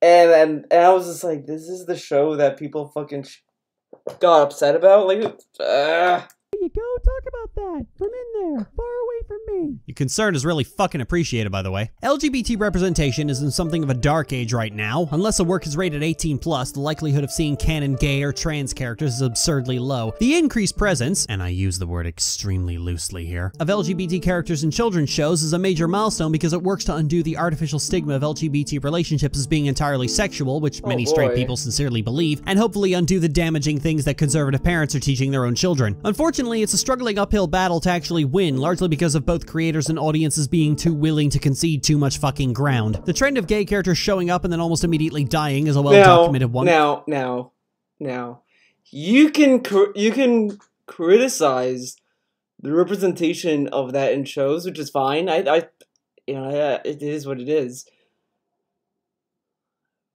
But I mean, I don't think forcing it is gonna be great either. I don't know, and Voltron kind of got a bad rating after the second season. The show just got worse and worse every season, so I don't know why people still thought that show was gonna have good rating. The show got pretty bad as it went on. The first 2 seasons were probably the only good seasons of that show. After that, the show just got worse and worse and worse and worse and worse. Voltron got worse every season. Every season, Voltron got worse as the show went on. That remains absurdly popular despite the implication it creates that gay people's only role in life is to die, but that's been getting more and more pushback lately, especially in the wake of Voltron's big, massive, gaping fuck-up. Voltron introduced a character who was the ex-boyfriend of one of the main cast, or he might have been a present boyfriend, I don't know, I'll Google it, and then a shitstorm erupted when they killed that character off in the exact same episode. This was preceded by the creators bragging about how important LGBT representation was to them and about all the amazing work they were doing that the community was going to love. Now, a creator... But what does that mean? Like, so his boyfriend would have to be alive for it to count? I mean, you could kind of say that it's kind of shitty that they introduced the character just to kill him off, which is bad writing in and of itself. It's bad writing in of itself to introduce a character that they just kill off anyway. It's bad writing anyway. Here's a character that we produced. Well, he's dead. Why? Like, what was the point? Now, Lily, to her defense, to her credit, I should say, at least is the right criticism of shitting on them kind of bragging about having a character for the sake of having a character, which makes sense because it's kind of dumb to brag about that. Just having the character there, that's it. That's all you need to do. You don't need to brag about it. Bragging about how enlightened they are is always a red flag that things are about to go very wrong, and go very wrong they did. In truly predictable fashion, this open pride did a complete 180 once the episode came out and people were rightfully furious. Suddenly the creators became all meek and submissive and talked about how they had to resort to this because it was all DreamWorks would allow, how they fought— Well, it could also be the creators thought that what they did was great, and it was good enough. Then when they saw the reaction to this, like, oh, well, I guess it wasn't a good idea. I guess it wasn't enough for these people. So it was just, DreamWorks had us do it at this capacity, which, I mean, it's a weird it's a weird thing to argue about, honestly, because, the representation can be a criticism, but then you have, it was a lose-lose situation. No one won out of this. It was a very odd thing that happened to Voltron. You had this thing that could go one or the other, but both sides lost. Okay. Tooth and nail with the studio just to get the privilege of killing a gay character. Well, guess what? A lot of shows have to fight networks because you want to know why? Networks are filled with boomers. Like, before, you could say what you will about Korra. You can say what you will about that, but the very beginning of that show, they had to fight just to get a character to be a girl. To have the main character be a girl, it was an uphill fight to get them to greenlight that. So, it's not that doesn't happen. It does. I don't quite get the complaint that, well, you see, they complain about the network. The network does a lot of fucking shit anyway. You know how fucking bad networks are to show sometimes? I mean, networks can fucking destroy a show. If they don't give them the money that they want, they will fucking fuck them over. Like Futurama, that show got bodied. Got bodied by Fox. Fox kind of bodied that show pretty badly. Studio won't let us is a common excuse made by creators and fandoms alike. Unfortunately for both of them, but there's a precedent of that. This tends not to be the case for other creators. Darren Nefsey had this mandate for Star vs. the Forces of Evil that if there are couples in the background, that some of them have to be same-sex couples. A mandate that Disney once tried to push back against and asked them to change, and Nefsey simply asked, why? And Disney almost immediately caved. Alex Hirsch had the exact same experience with Disney when trying to make gay characters for Gravity Falls. Hirsch remarked that Disney was clearly afraid of— But you see how he responded to it, though? He just said why, and then he was able to put it in. But at the same time, he might have had a good relationship with the staff at Disney. And they were like, okay, well, he has a point there. But some animators don't have that luxury. Of getting emails from bigots, and they're cowards, so they're letting the bigots control the conversation. This will be important later, so I want you to hold on to it. Rebecca Sugar, according to some sources, apparently threatened Cartoon Network that if she didn't get her gay wedding episode for Steven Universe, then she would quit and take Steven Universe with her. I mean, it's tough. I mean, like when I read creators say that the networks have kind of like pushed back on their decisions, I kind of believe that because it happened before. The Green Lantern animated series faced another issue with the network. They did a focus test with that, and they were like, well, the kids don't know what the fuck's going on at the show, dude. And they're like, well, that's the point. They're gonna get more information as the show goes on. They're just curious. Well, I don't know, man. It's like, okay. And then that show got canceled. Can't wait for Alex Hirsch's new program this year. Alex Hirsch? What? Oh. Her. And Cartoon Network caved to that and let her have her gay wedding episode. This is really important because Rebecca Sugar made the emptiest fucking threat in the world and Cartoon Network caved to her demands. Steven Universe has How do you know it was empty though? Experienced plummeting ratings for several years now, and Rebecca Sugar's behavior as a creator has only ever been a liability for the network, and they caved to that threat anyway. Why? Because just like how networks are afraid of getting emails from bigots, they're also afraid of getting emails from actual human beings for being bigots. And Rebecca Sugar is just spiteful enough to make a stink about Network were to fire Oh, her. he did grab So it's you. clearly Okay. established I knew the name sounded familiar. that network executives will cave when the creators push back against them and Rebecca Sugar makes the world's emptiest threat. How is it that lazy slapdash shit like this keeps happening? How is it that this circle of empty, malnutritious, vapid excuses for representation and creators being genuinely surprised when their terrible writing gets rejected never seems to end? Well, it's because, and I say this with love, LGBT fandoms have fucking terrible standards. Look, I know this is the second episode in a row. Well, I mean, you again, like, nothing's above criticism. Stream died? What the? God damn it. Wow. Fucking Susan fucking is hating me today. Susan hates me today. I don't know what the fuck's going on. Where I shit on some subset of the LGBT community, but bear with me, this is important. We covered a little bit of this in Slurred Speech, where the LGBT equivalent of a minstrel show has been applauded as part of gay culture for years just because it slightly depicted fluid sexuality and had some shitty songs in it. Voltron might have gotten pilloried for the awful bury your gays trope, but The Legend of Korra was praised to high heaven by LGBT fans despite using the equally awful God damn it, Susan. Okay, well, we're done with Lily. I can't take it anymore. I can't take Lily. I can't take her anymore, man. What the fuck is this shit? Why? Why, Susan? Why? Why? Why do I have two streams? What the fuck? And there's 2 people watching this one, and then there's 5 people watching that one.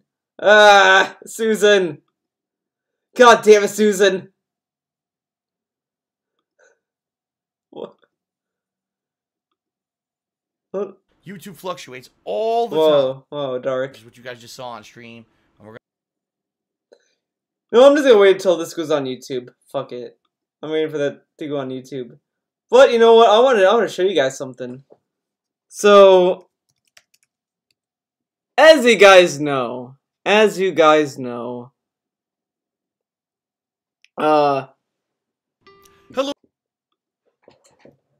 As you guys know, yeah, I'm here.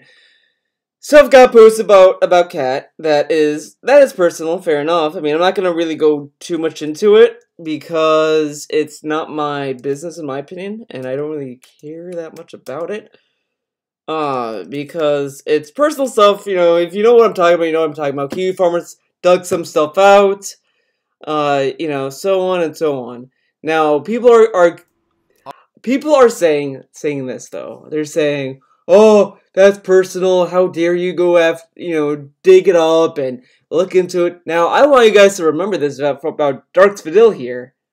This is what he said. I'm going to try to find it. Adapters available for the Wii console. Moving forward, no, I'm not going to do this. When we do Patron's Choice event, virtual console on the Switch, or anything like that. But ladies and gentlemen, I have a very positive update for you. Okay? Here we go. I think it's in this portion. In regards to the tax situation that I was in, this is for the by the end of the taxes. A few things looks like currently she's in a situation where she was going to say, okay, well maybe I'll get a short-term lease. Said there's no way she can move in with me if I have to sell my house right away. It looks like we're past that hurdle. Showing support and positivity. No, my girlfriend's lease ending. And what happens with Phil? You know, can I move in with Phil? Lives has decided to sell the house. Like, oh shit. Well, now I'm gonna move in with Phil. Well, now things are good. We are currently in the works. I don't want to give you guys any specifics because you know what'll happen. If I give you guys specifics of the reason, what we're working on right now, the reasons of why it can only happen during a certain time frame and everything, immediately you're gonna have these fucking obsessed, mentally ill idiots running out there trying to find out her personal information and all that shit. And I don't want that. Okay, I don't. I can't have that.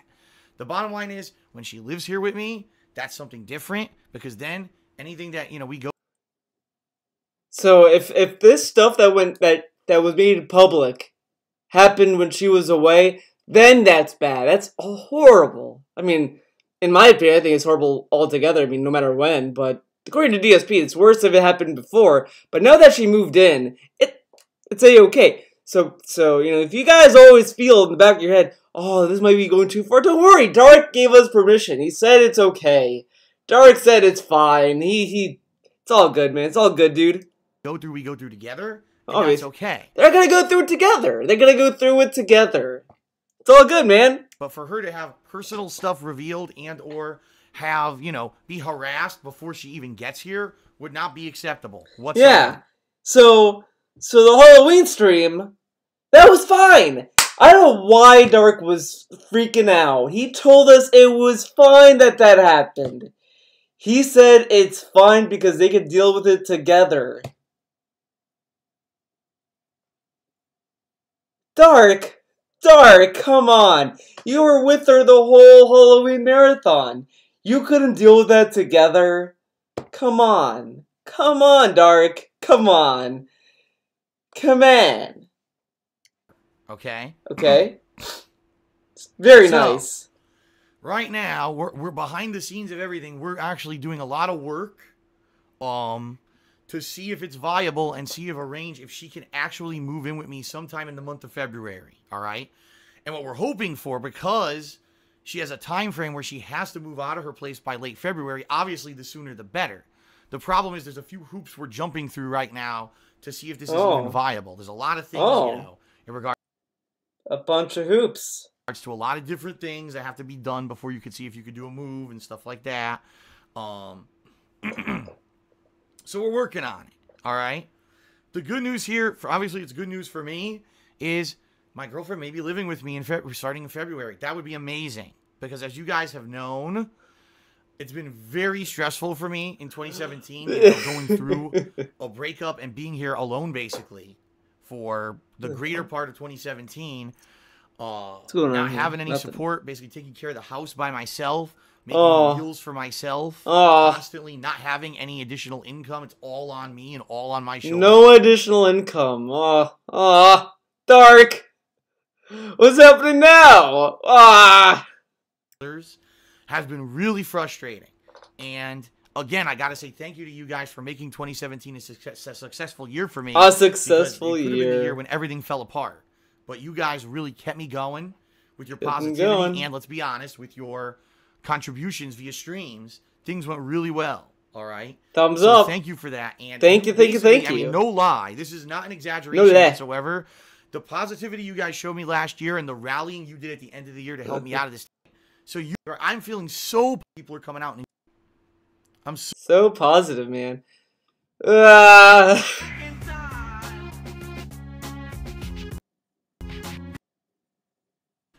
Hopefully you're doing well. Here we go. Welcome to. This is kind of an amazing thing. Now his tip goal is $200. $200. And he made it thanks to a troll. And actually on time today, unlike yesterday where the power went out and I was completely screwed over. Today I'm actually able to start at the normal time, which is a good thing, right? May sound a little different today because I'm over at the PC in order to play Deltarune on my first gameplay stream today. And the PC has a different setup. As you know, the microphone, camera, everything has to be in a different position. And the lighting is less than ideal, which I'm well aware. The lighting pretty much sucks. And not much I could do about it. You know, it is what it is. I make best with what I have. I make do with it, right? So, today is Monday, the 7th of January, 2019, excuse me. Welcome, everyone. Welcome we're doing to more Neggy fan art. The stream. That's right. Hold on 1 second because I just realized, well, you know, I won't do this yet. I'll fix it in a minute. Actually, can I do it this way? Oh, God. God damn it. Why, Dark? Why? Why you do this? Peanut. I said, last night. I like that like little girl laugh. Wait. Last night, I seriously. Infinite, are you there? Are you there, Infinite? Come on. Come on, Infinite has to be in the. Entered my office. Hey, where's Infinite? Now, good. I entered my office at shit. I'm trying to think actually. What time I actually entered my office to work? I think it was like 6:30, and I didn't get out of here till like, no lie, till like 10:30. 10:30, like dude. 4 straight hours of the most boring fucking stuff possible. It stinks. It stinks, man. I love streaming. You guys know that. You know, oh, you do? You love streaming? Forte here is playing. Not. I mean, just to give you an idea, so Patreon.com so they would excuse me, for their pledges a bit. Posted it up and populated it with most of the new releases. And it's kind of interesting. Games. I had to work on my...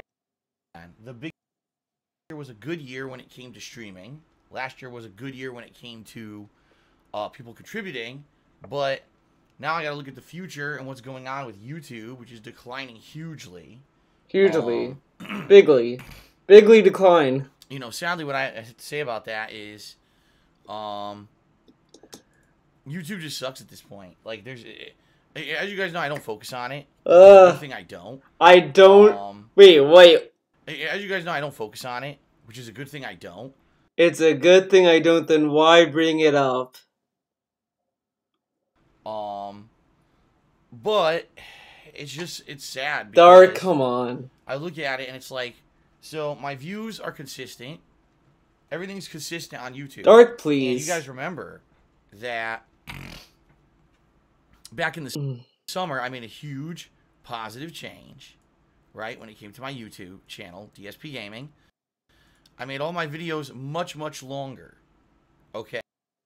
Okay, yeah, this isn't working very well. So I'll do a separate video with this in the future. Don't worry. You'll see a stream of me doing this pre-stream. I'm sorry. I really, really tried to get it to be what it should be, but didn't work out. Spade Heart Club. It didn't work. Let's see. Oh, dude. I wrote down the doors in the order they appeared. Dude, look at the fucking right. tip. 238. So it's dude, I wonder if the troll gave him that. Oh, I gotta find out. Let's do some research. I like how he doesn't have a cover photo. It's wrong. It was Diamond Spade Heart Club. I wrote it down as I saw it, so the castle's wrong. This is wrong.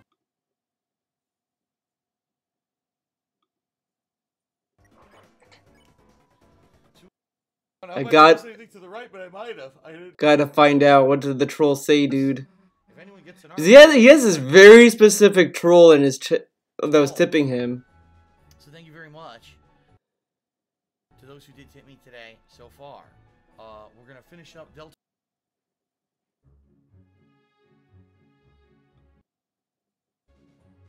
Oh, he already didn't put his remixes. That's cool.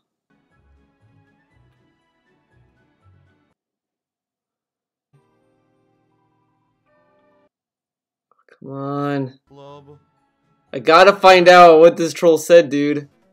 Gonna find it. One's jumping and one throws carrots.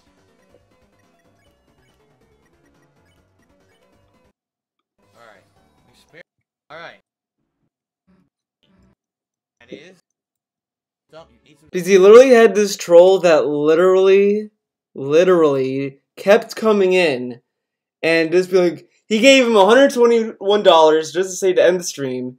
And he's like, ugh, the goatee, you're a fucking troll, fuck you. Then did a $5 tip saying like, oh, you know, Phil, I'm a fan, I love your content, fuck you. Tips another $5 with a different name, then tips again with a different name. So this guy is like getting cucked by Dark, and Dark is playing 4D chess with him.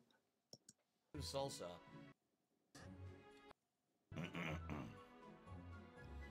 Swaggin says, "Do I think this is better than Undertale?" I have no idea. No idea, dude. He's only playing it. Cute boys and trees. Oh, I need that.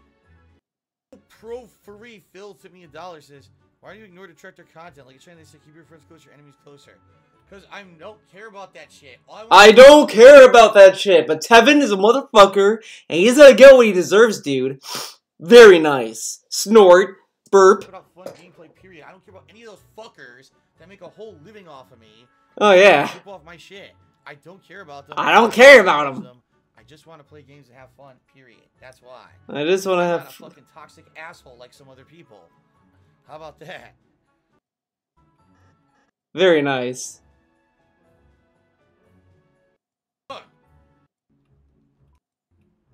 Come on. Besides, where's that $10 tip? it's a weapon.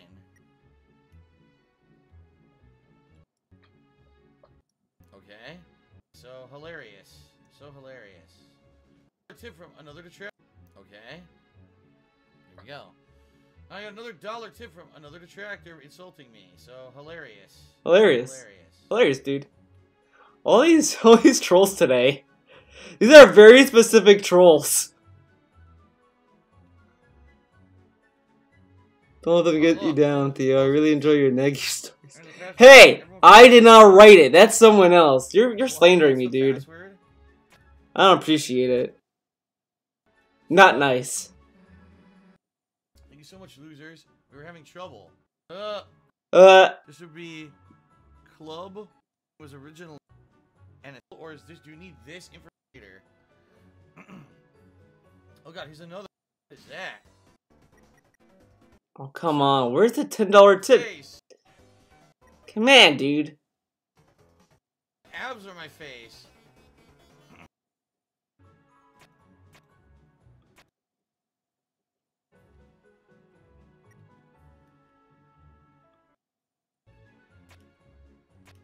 God damn, it was before that. Bullshit, come on.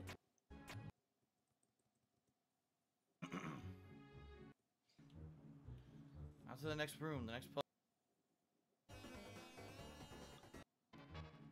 Bum, bum. There we go. Very nice.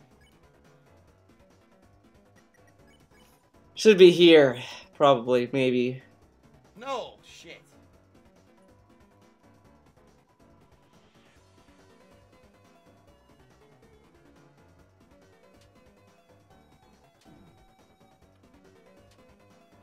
Damn it, 30 damage.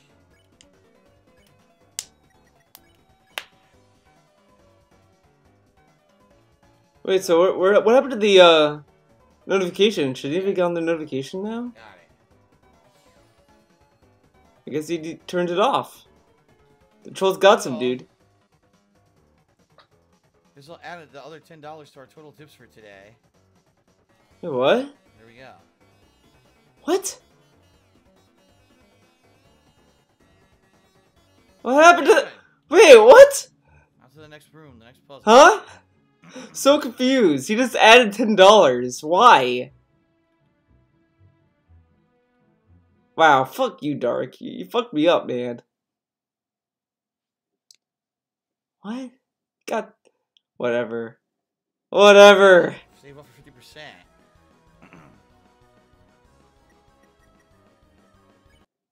Yeah, actually, let's go to that break. Puzzle.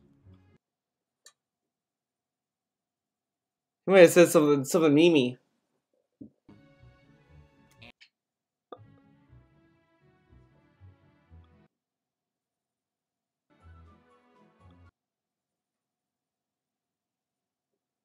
Come on. God damn it.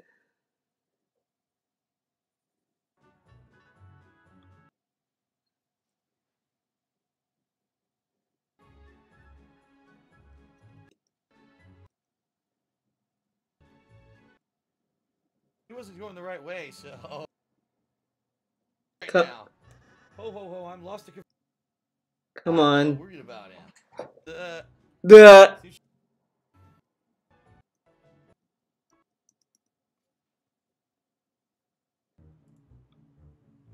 Okay, everybody. Well, it's time for a break. The game's playing nice music. I think I might just leave this music on as the break music rather than go with my normal music, only because I also don't want to close the game. So let's take about a 20-minute break, right? What time is it? Yeah, it's about 11:30. Let's take about a 20-minute break here. Okay, and 20-minute or 11-minute? when we come back, there'll be another 2+ hours of Deltarune here on the stream. Okay, everyone, thank you very much, everyone, for your contributions so far. I appreciate it. And I will see you on the other end of the break, everybody. These faces. Now listen to some nice groovy music. Here we go.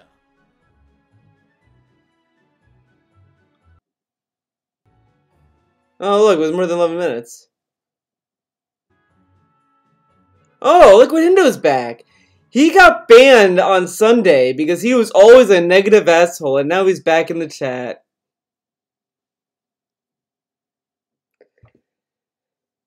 Wow, wow, dude. Pretty cool. Very nice. Very nice.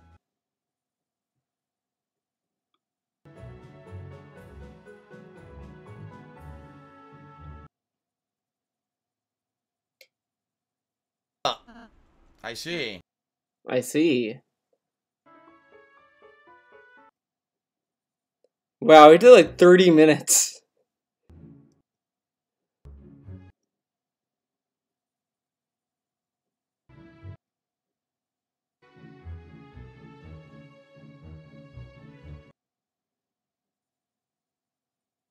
People were correct. Finish it. People, and it'll be everyone know. Back from break in just a moment. He's back from break now, though. Come on. I just wanted to let everyone know before I jumped right back in. And it'll be about 2 more hours of Deltarune. I mean, I'm gonna try to finish it. People are saying it's about 4 hours long. So as long as people were correct, I should be able to beat it. You know, in this session, we'll see how long it takes. But obviously, what I would like to say is thanks everyone so far for your contributions. Let's actually check on sub count and see how we're doing. We're at 1777. By the way, subs are going to drop dramatically within the next week, I believe. I believe it was about the second or third week of December. The Eternal 7. Emerald 7 came in here and gifted the ridiculous amount of subs that he did. So, I expect to see a big dip coming up. Or I expect Emerald 7 to come back. He could come back. But anyway, we're at 1,777 subs. Eternal Napalm is the top cheer of today, 1,500 bits. The Patriarchy has the top tip, except for the trolls who tipped, except they had to use insulting names, so therefore they don't get credit. So thank you to the Patriarchy for the top $50. Yeah, fuck you, trolls. We've already exceeded the tip's goal. Because of the trolls! So thank you very much. The trolls hit the goal for him, and he's so fucking petty about it.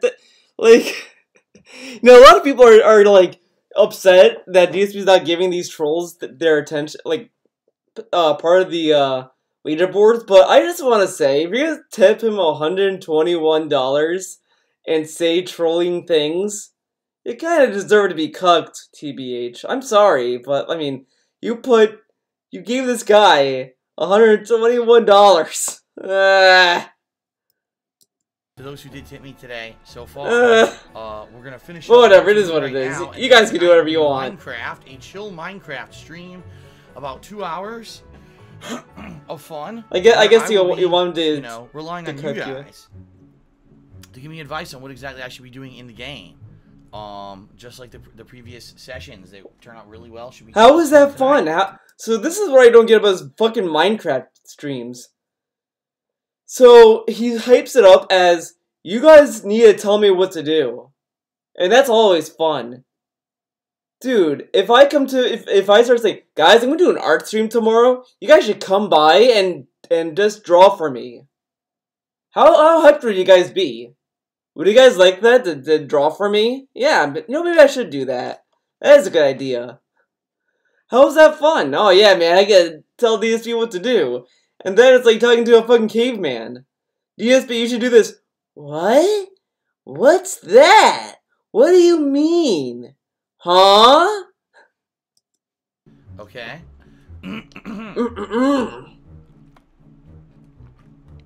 Alright,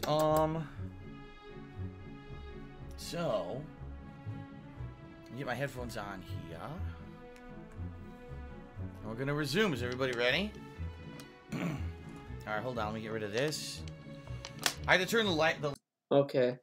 Alright, everyone. I think I'm gonna wrap it up. I think I'm gonna wrap up the stream. Since today was like such a fucking weird fucking stream because Susan fucked me, I guess. I guess she doesn't like the content anymore. Well, actually, I take that back. She likes the dark content. I think she enjoys me watching DSP stuff. But when I was doing the Lily Orchard stuff, maybe Susan didn't really like that much. Actually, hold on. I want to see this video. What's this about? I gotta find out. I wanna find out what's her favorite My Little Pony episodes. Give me money, give me money, give me money, give me money. Give her money, give her money, give her money. Come on. You like your new puppet? Pappet? Top 5 of Season 8. Oh boy. It was a Lily quit, dude. Oh dear lord. Season 6 of MLP was actually pretty good, so much so I struggled to fill the worst list. Season 7 was considerably worse and provoked me to add the blandest vibe to the year countdown. Season 8, however, was so jam-packed with garbage that the first 4 entries on the worst list now have 2 episodes to share. And we still have 1 season to go. Is it too late? This is very negative. I came here for a top 5. Wow, this is some negative nonsense right here. Look at this bullshit she's Like to find another career? You have your uses, don't you? You all know I love Sheldon, and I'll protect him like Sourfang protects Zappy Boy. Okay. If you're defending fucking... Oh god. Or Sylvanas protects the entire horde, so an episode vaguely alluding to him and doing so specifically to piss Pinky off was right up my alley. The thing I find funny is that the fandom hated Mudbriar just as much as Pinky did, but they missed the point that Pinky inevitably got. Mudbriar didn't do anything. He just corrected Pinky a few times. How much of a little brat are you that this is contentious? But the real highlight of the mod couple is that it's one of the few episodes to take Pinky's aggressive neediness and actively discourage it. This has always been something Friendship is Magic and indeed a lot of modern cartoons struggle with, discouraging unhealthy behavior rather than enabling it. What a bore. One of the biggest problems with Friendship is Magic in recent seasons is that it takes a very strange and almost religious view of friendship itself and generally doesn't have room for different kinds of relationships. It has one ideal of friendship, and if something doesn't conform to it, then there are problems. Enter The End in Friend, where Twilight attempts to display the virtues of her narrow-minded idea of friendship by spotlighting a relationship that is extremely low on direct interaction. Rainbow Dash and Rarity don't interact much in the show, largely because they have vastly disparate interests. Twilight tries to use them to prove that people with disparate interests can get along. The other one at least like looked good. This one just looks weird. She, along with the rest, it looks like a goth girl. Writers fails to grasp that the reason they get along is because their disparate interests mean they don't cross paths with each other often. Now that they're forced to be around each other, all hell breaks loose. You could make the argument that this means their friendship is toxic and unhealthy, but that would require you being a fucking idiot. Their friendship was fine until Twilight forced it out of the environment it was best suited for. You can tell that the writers are trying really hard to justify the school of friendship, and they're trying so hard that they're... Well, I think it's because the show needs to stop. It's kind of past the peak. Like, probably after season 3 is kind of when the show should have just ended, to be honest. But, you know, why would anyone want to stop a cash cow, am I right?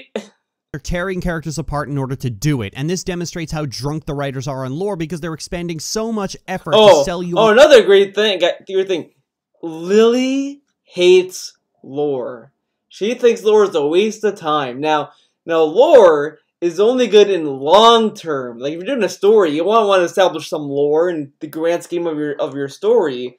But if you're doing a short story or something bite-sized or whatever, or you're starting off a story, you shouldn't focus on it. Lore is what you kind of get when the more you flesh out a story. That you kind of have to earn it. I don't remember the video, but I just remember her saying that she did not like lore. For the Lord, God damn it! Yes, it's so good, man. I hope she says it in this video. She needs to say it, man. On the school of friendship, that they're forgetting that My Little Pony was already a school of friendship before they started turning Twilight into a fucking missionary. You disgust me. But it's a school of friendship in the sense of, like, for people who watch the show it is, but the characters weren't in school and shit. But I think it is mostly they want to sell toy sets. It's for toys, man. I guess the ending of Marks for Effort before it even happened. No joke, when Twilight started hurling crazy accusations not based in reality, when any passing glance at Cozy Glow's test would have made it clear that she was failing deliberately, I immediately guessed that Starlight was going to be the one to fix everything. Especially since she spent the start of the episode complaining that she felt useless. Once again, the show handicaps other characters for the express purpose of shilling Starlight Glimmer. Nearly every episode that features her, with the exception of every little thing she does, always has people either being inexplicably taken down or taking a level in stupid just so Starlight can be special. A matter of principles is no different. She really hates Starlight. Like, she has, like, a hate boner for her. Like, I don't know what happened.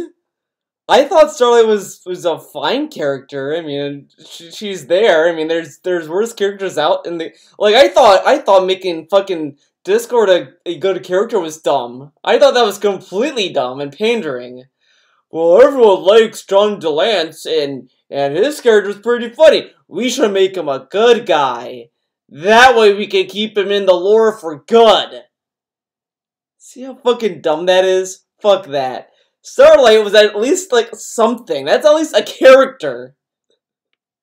That's at least a character that has a better chance of redemption than fucking Discord, who was the main villain, who, Starlight is temporarily put in charge of the school Why are we because she's arguing fucking the about princess, this? and Discord is mad about that. A Matter of Principles takes things to a further degree by continuing the lie that Discord is mysterious. The episode would have been solved in 5 minutes if even one person remembered that Discord is the most transparent, least mysterious character in the world. It's like when people pretend that Starlight has a silver tongue.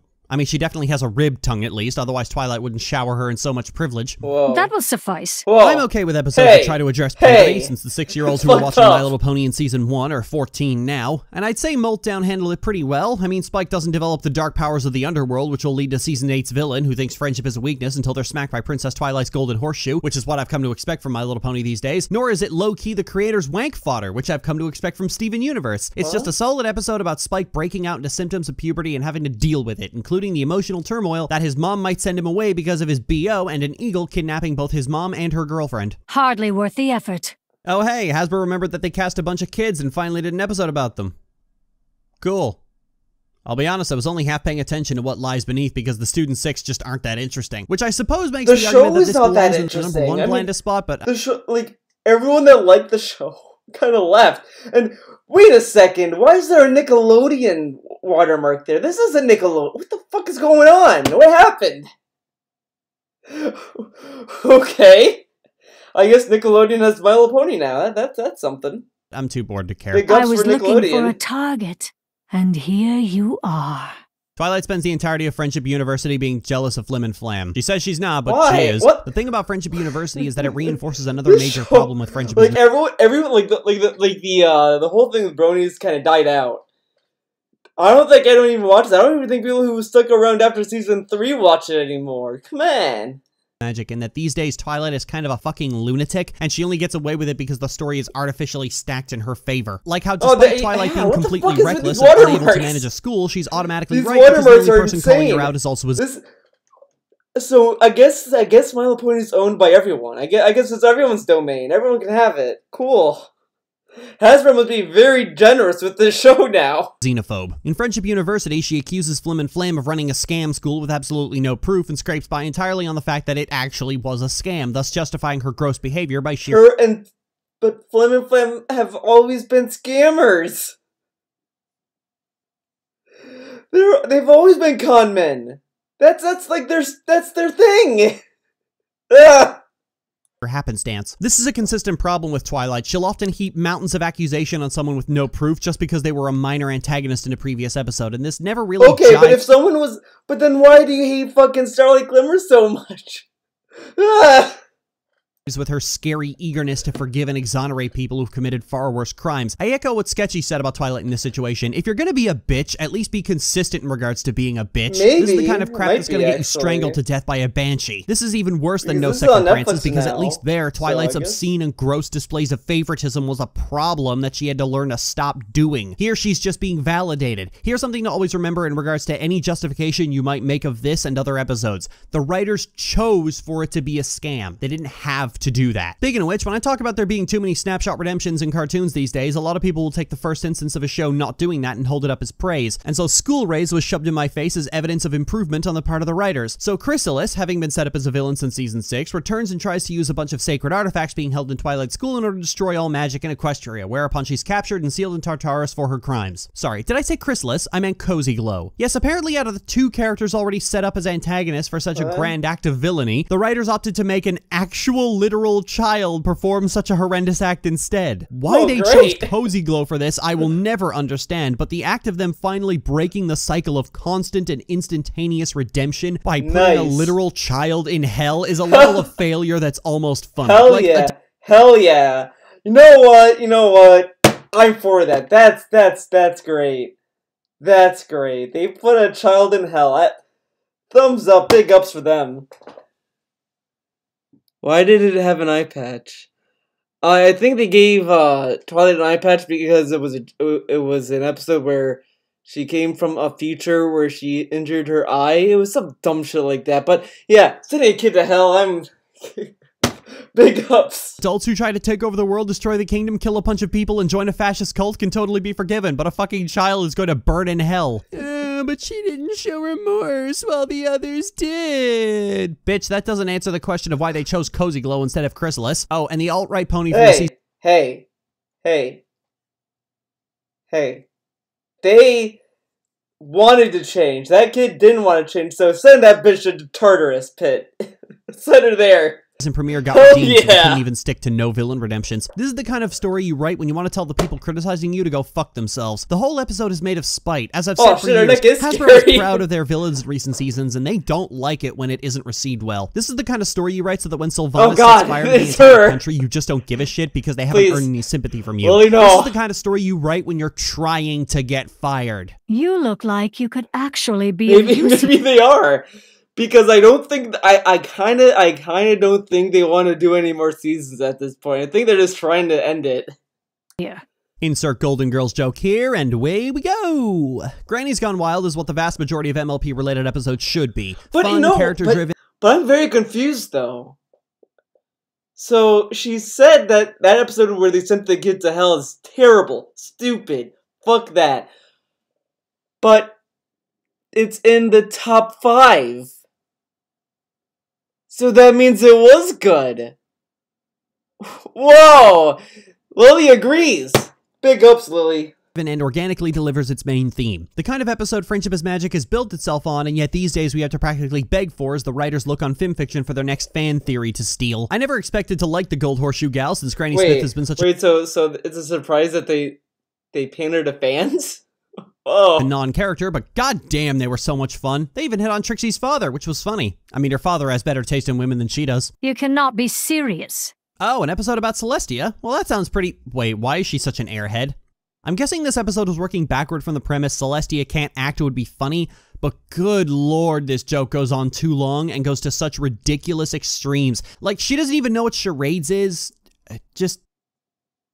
Alright. It's inoffensive, but it's also just dull. Give my regards to the endless. Oh, he's just doing Pinkie top Pie 5. is one of the worst track records with episodes in the series lifespan, second only to Cunty Purple. Generally, episodes that focus on her as the central character are bad because the writers generally have a hard time grappling with the fact that Pinkie's behavior isn't exactly acceptable, and key among them is her aggressive need for constant reassurance. It takes a lot of effort to keep Pinkie happy, and if you don't, she starts tearing the world around her to shreds. For the horse! The worst of these was Pinkie Pie, where Rainbow picks Weird Al to throw her birthday party, and Pinkie gets upset and starts singing her own emo song, which the fandom loved for some reason. But then comes Yakety Sax. All those problems, but worse, because Pinkie loses her goddamn mind after being told she's not good at the Jovita phone, flies into a depression, and then beyond all reason is coddled and encouraged to continue doing something that is making her friends miserable. This is a far cry from the Mod couple, where Pinkie's horrible behavior was actually discouraged for once, where someone sat her down and said that her ridiculous overreactions are not acceptable and she needs to stop doing it. Like with modern villains, but she could get better. Pinkie's insecurities about her friends not liking her are born from nothing. If Pinkie's neediness was preceded by something bad actually happening to her, it'd be a lot more understandable, but she seemingly has this insecurity for no reason whatsoever, and that results in her being a bitch until the episode just decides she wasn't actually being a bitch. Speaking of which, The Washouts features an inverse of the problems with parental guidance. Rainbow spends half the episode being a jealous bitch because Scootaloo has a new interest in the Washouts, but once it's clear that the Washouts are effectively Wonderbolt dropouts who do extremely unsafe and suicidal stunts, behave like complete fucking jackasses, and are generally about as pleasant as barbed wire bathroom tissue, then suddenly the plot does a complete 180 and Rainbow goes from being the fucking worst to being the designated hero. Like, honestly, I used to watch this show out of irony. Like, oh man, it's gonna be so dumb, it's gonna be great. And then I saw one episode of this and I was like, I'm out. I just couldn't take it anymore.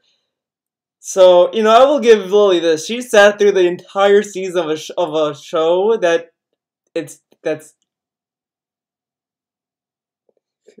I mean, I guess that's necessary because the Washouts are all a bunch of aggressive, sniveling, easily provoked children in adult bodies, and literally anybody who looks up to them is in desperate need of a swift intervention, but it would help if the writers didn't needlessly spend half of the first episode hanging on Rainbow's tantrum. Like, pick one, guys. Is Rainbow a jealous bitch or a concerned mother? But the Washouts really are garbage. Seriously, the Washouts look like the kind of people who would glorify hazing. The Washouts look like they would sue someone who looked at them funny. The Washouts look like they would have a history of dismissive and hostile behavior and then act like ridicule they've unquestionably earned. Okay. Yeah, they need to stop too. I agree. Glory to the Forsaken. Oh, God. I think at this point I have to start disqualifying Fluttershy episodes because they so frequently sweep the competition. Fake it till you make it is one long string of Fluttershy being the absolute most and completely irritating was wrong. In spite of who wants anyway, portrays non-equestrians as Observed. The Parent Map is one of 2 episodes this season on the This Moral is Disrespectful and Will Get Someone Killed list. Starlight and Sunburst get sent to deal with their patronizing and disrespectful parents, yell at them, and then immediately make nice simply because the map demands it. This was only slightly less shitty than Parental Guidance, which means it's still extremely fucking shitty. Not helped by the fact that this time, instead of being over-enthusiastic children, the parents in question have absolutely no respect for the very concept of personal space. The idea of stellar flare and firelight raising children is terrifying. It'd be like letting Toon critic Dr. Wolf and Josh raise children. Oh, but the Parent Map doesn't even begin to eclipse the hatred I have for On the Road to Friendship, or as I call it, Starlight is the fucking worst part 30. I'll spare you most of the details, just get right to the part you know I want to talk about. Starlight callously trades away Trixie's wagon without giving any regard to the fact that Trixie might have had a lot of sentimental value attached to it, and just didn't give 2 licks of a shit that clearly hurt Trixie a great deal. I've said for a while that Starlight is the fucking worst, and you guys are no doubt sick of hearing it, but if you're sick of hearing it, why not get sick of the source? Wait, so not only was there an episode where they sent a kid to hell, which is just great. There's an episode where a character sells a person's home.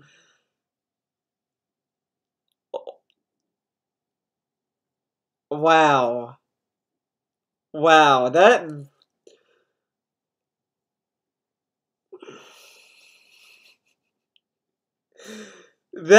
is something. That is something. Yeah, sell this bitch's house. Fuck it. When he sort of sells TBH. Hey. Princess Luna wasn't an asshole. She was pretty cool, TBH. The broadcaster. This is the fucking lowest she has ever gone. Wow. Showing such a complete disregard for other people's things and actively getting angry when they complained about it. Throughout this whole goddamn scene, I was in absolute shock at the delusion playing out before me. Even more so when Trixie only got her wagon back because Starlight realized she couldn't pull it on her own, not because trading it away was a horrible, cruel, callous, evil thing to do. This episode puts Starlight— Wow, and now the phone rings. Hello? Hello?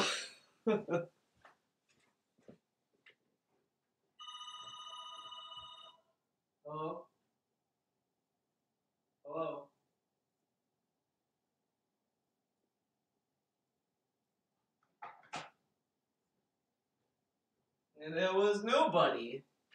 Okay. Oh God. This video.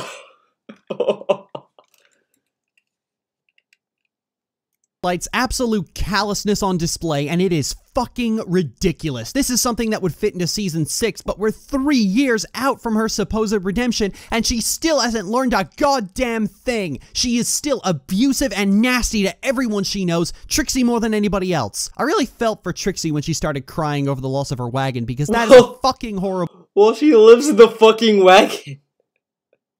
Imagine if someone sold your house.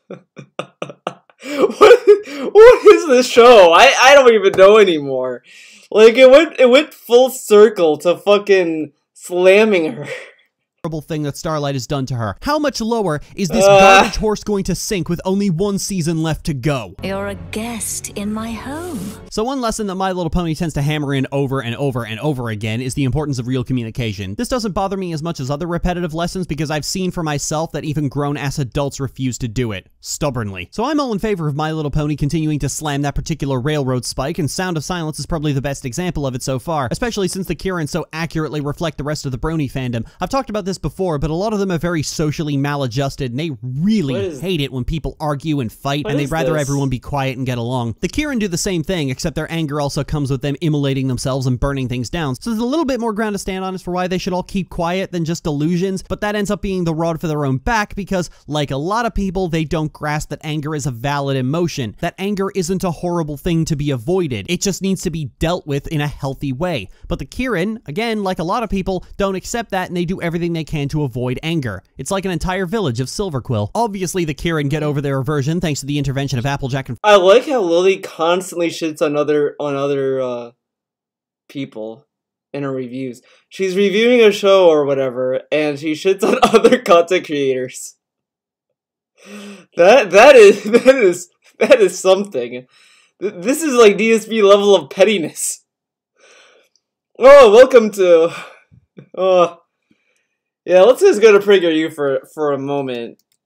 I can't take this anymore. So fucking petty. Let's see. What can we watch?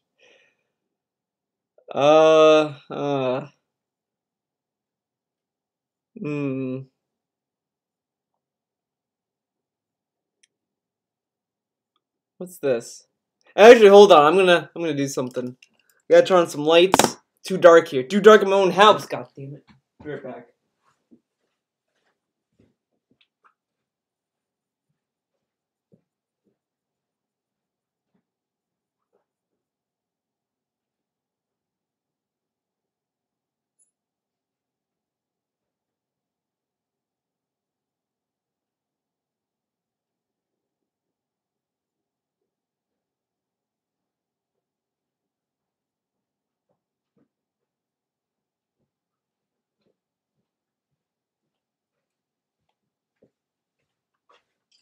I'm back.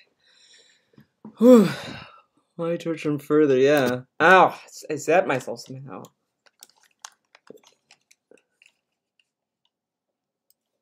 I saw a little bit of this one. The promoters of identity politics, the idea that we are primarily defined by our race and gender, have taken over the humanities and social sciences.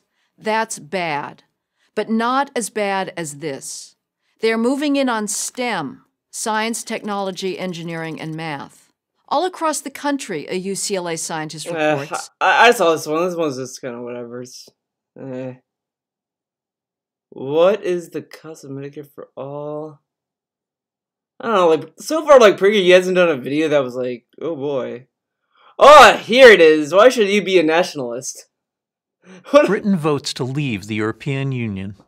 The United States elects a president who says he'll put America first. Oh, did he put us first? Oh, I don't know. Around the world, nationalism is winning elections. Many see this nationalist revival as the great danger of our time, fearing that national... Well, yeah, because it's fucking 2019. Our society has changed over the years. We're now more unified. Like, we're trying to, like, unify. We're trying to get along with each other because that's what's important. We need each other to get along. Nationalism is, in a way, outdated because it was fine in the olden days when we used to be, you know, isolated in our own little ponds or whatever. But we have an economy that branches worldwide. Nationalism is going to hurt that, and then the economy is going to suffer on a basic level. I mean, I can't get to the nuance of it, but I mean, it's just... Nationalism will take us back to a more primitive and racist past. Well, yeah. But it wasn't long ago that great political figures such as Woodrow Wilson and Teddy Roosevelt, David Ben-Gurion and Mahatma Gandhi, Ronald Reagan and Margaret Thatcher recognized what I call the virtue of nationalism. So what is this virtue? A nationalist believes that the world is governed best when nations are free to chart their own independent course, cultivating their traditions. But we have so many things that are overseas. We have so much relations with other countries and continents and all those other places. And pursuing their interests without interference. Nationalism is not about racism. All nations are internally diverse. And it isn't about isolationism. Of course, nations can pursue a variety. But if you're putting your nation first, why would other nations help you? So it would, I guess, in PragerU's world, it would be an indirect outcome. Because you would get isolation from it. Okay. Different policies in diplomacy and trade. Nationalism is the opposite of imperialism, or globalism, or transnationalism, which are all names for the attempt to bring peace and prosperity to the world by uniting mankind under a single political authority.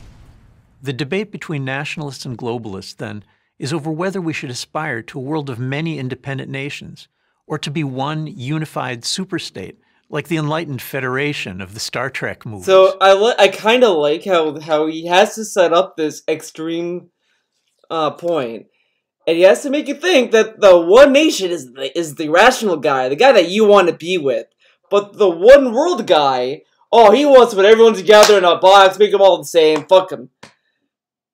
But these two ideologies are not necessarily good. You can't go to these extremes. Trigger, you fucking relax. A case can be made for both sides of the argument. But for the last 30 years, really since the fall of the Berlin Wall in 1989 and the end of the Soviet Union, the one world side has been dominant. Today, this is changing. Ronald Reagan wanted to tear down that wall. Were you against that too, buddy? I thought you liked Ronald Reagan. Oh. Maybe not among elites, but among ordinary citizens, or as they're known in America, the deplorables. Well, also, maybe the reason why we have this one world narrative persist for so long is because it had good benefits to it. But maybe it's not a globalist standpoint either, because you could also say that we're not a globalist society either. It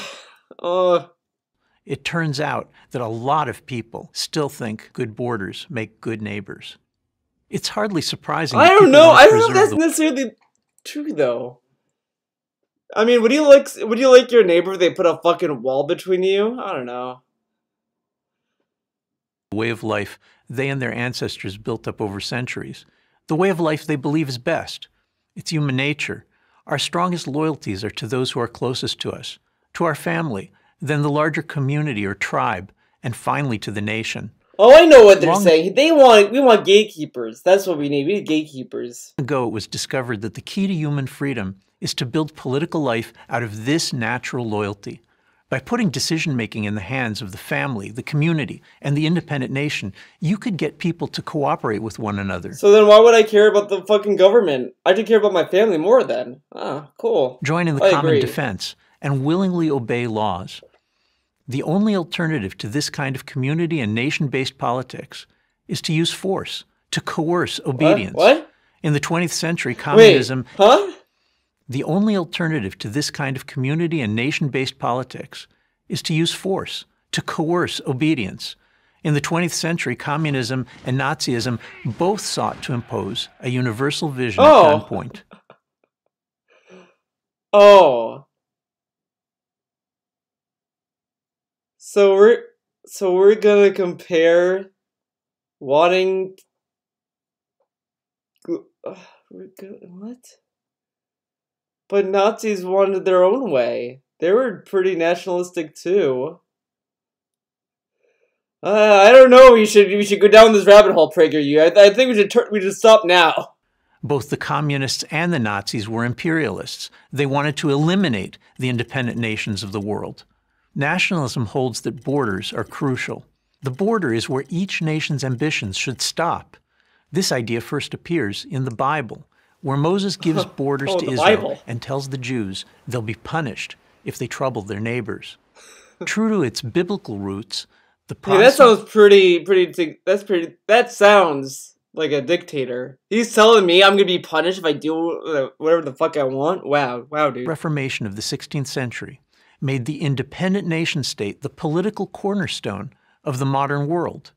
When Henry VIII declared that England would no longer obey dictates from Rome, he became Europe's first true nationalist. Soon, additional nations... But didn't a lot of people hate King Henry VIII or whatever? I don't think he was a popular person. Declared their independence. The Dutch from Spain and America from Britain, to cite just two examples. The competition among these newly independent peoples led to an explosion of innovation, bringing unprecedented progress in science, industry, and government. Yeah, but think about the innovation of being unified, though. For nearly 400 years, the principle of national independence served as the foundation for a better, freer world. But World War I and World War II changed everything. Me too, dude. Yeah. Traumatized by these catastrophic conflicts, many now seek comfort in a simplistic narrative, ceaselessly repeated, that nationalism caused 2 world wars and the Holocaust.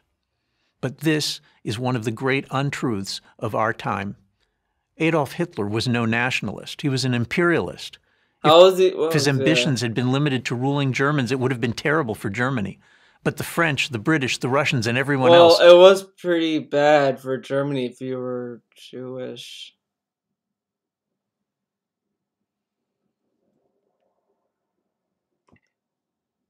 Ugh. Would have been spared a world war. Sadly, European elites learned the wrong lesson, believing that independent nations are inherently dangerous. Better, they reasoned that all countries should live under one government. So we could get laid. In 1992, this vision gave birth to the European Union. British Prime Minister Margaret Thatcher hated the idea. She didn't want the bureaucrats in Brussels making decisions for Brits in Birmingham. But in the utopian 1990s, Britain thought it was better to dump Thatcher and go with Brussels. It's the spirit of Margaret Thatcher, and indeed of Henry VIII, that reasserted itself in Britain's vote for independence from Europe in June 2016. Donald Trump tapped into the same spirit of nationalism 5 months later in November 2016. Nationalism is making a comeback. If you care about freedom, you should hope it succeeds. I'm Yoram Khazoni. So what, we wouldn't be free if we want a unified world? Like if we want to get along with our neighbors, we wouldn't be free? That's a dangerous way to think. But see how weird that is, the way that they phrase it? Like, they're trying to make a case for nationalism, which, okay. I mean, it's kind of a self-centered kind of way to look at things, because we're not that, the world isn't like that anymore. We have universal connections with the world. We have businesses across the seas. We have, we have all these agreements for trade. We import and export all over the place. If we start focusing on America first, these imports or these exports are going to get hurt.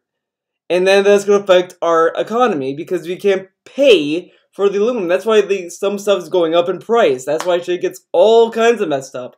It's not perfect. Nothing in this world is perfect, but I don't think nationalism is going to be the cure-all for everything. I think just if a nation turns its back to the world, it's gonna suffer because we can't afford to sustain on our own anymore. We have a global economy. But it is what it is. But I think now it's time to seriously end this stream for realsies. For realsies. I think it's out of touch as Democrats trying to authorize Russians as if most people don't know any Russian online. I don't know. I mean, to me with these, I don't know. It's all, the EU was made in order to combat the US. Economically, of course. I think it was, yeah. So I mean, life is tough, but I think people can handle it. The obvious self-insert. Oh God, my recommendations are quite something. They're quite something. Got the problem with Ruby. Ruby has a lot of problems. I don't know if there's just one problem. I mean, there's many of them. Then Blacklisted by Easy Peasy. I interviewed someone who got blacklisted. Oh, okay. Well, Easy Peasy is okay. I will. Maybe we'll talk about Easy Peasy another day. It is what it is. But this is how you don't play Neo. Yeah, let's see how it starts off.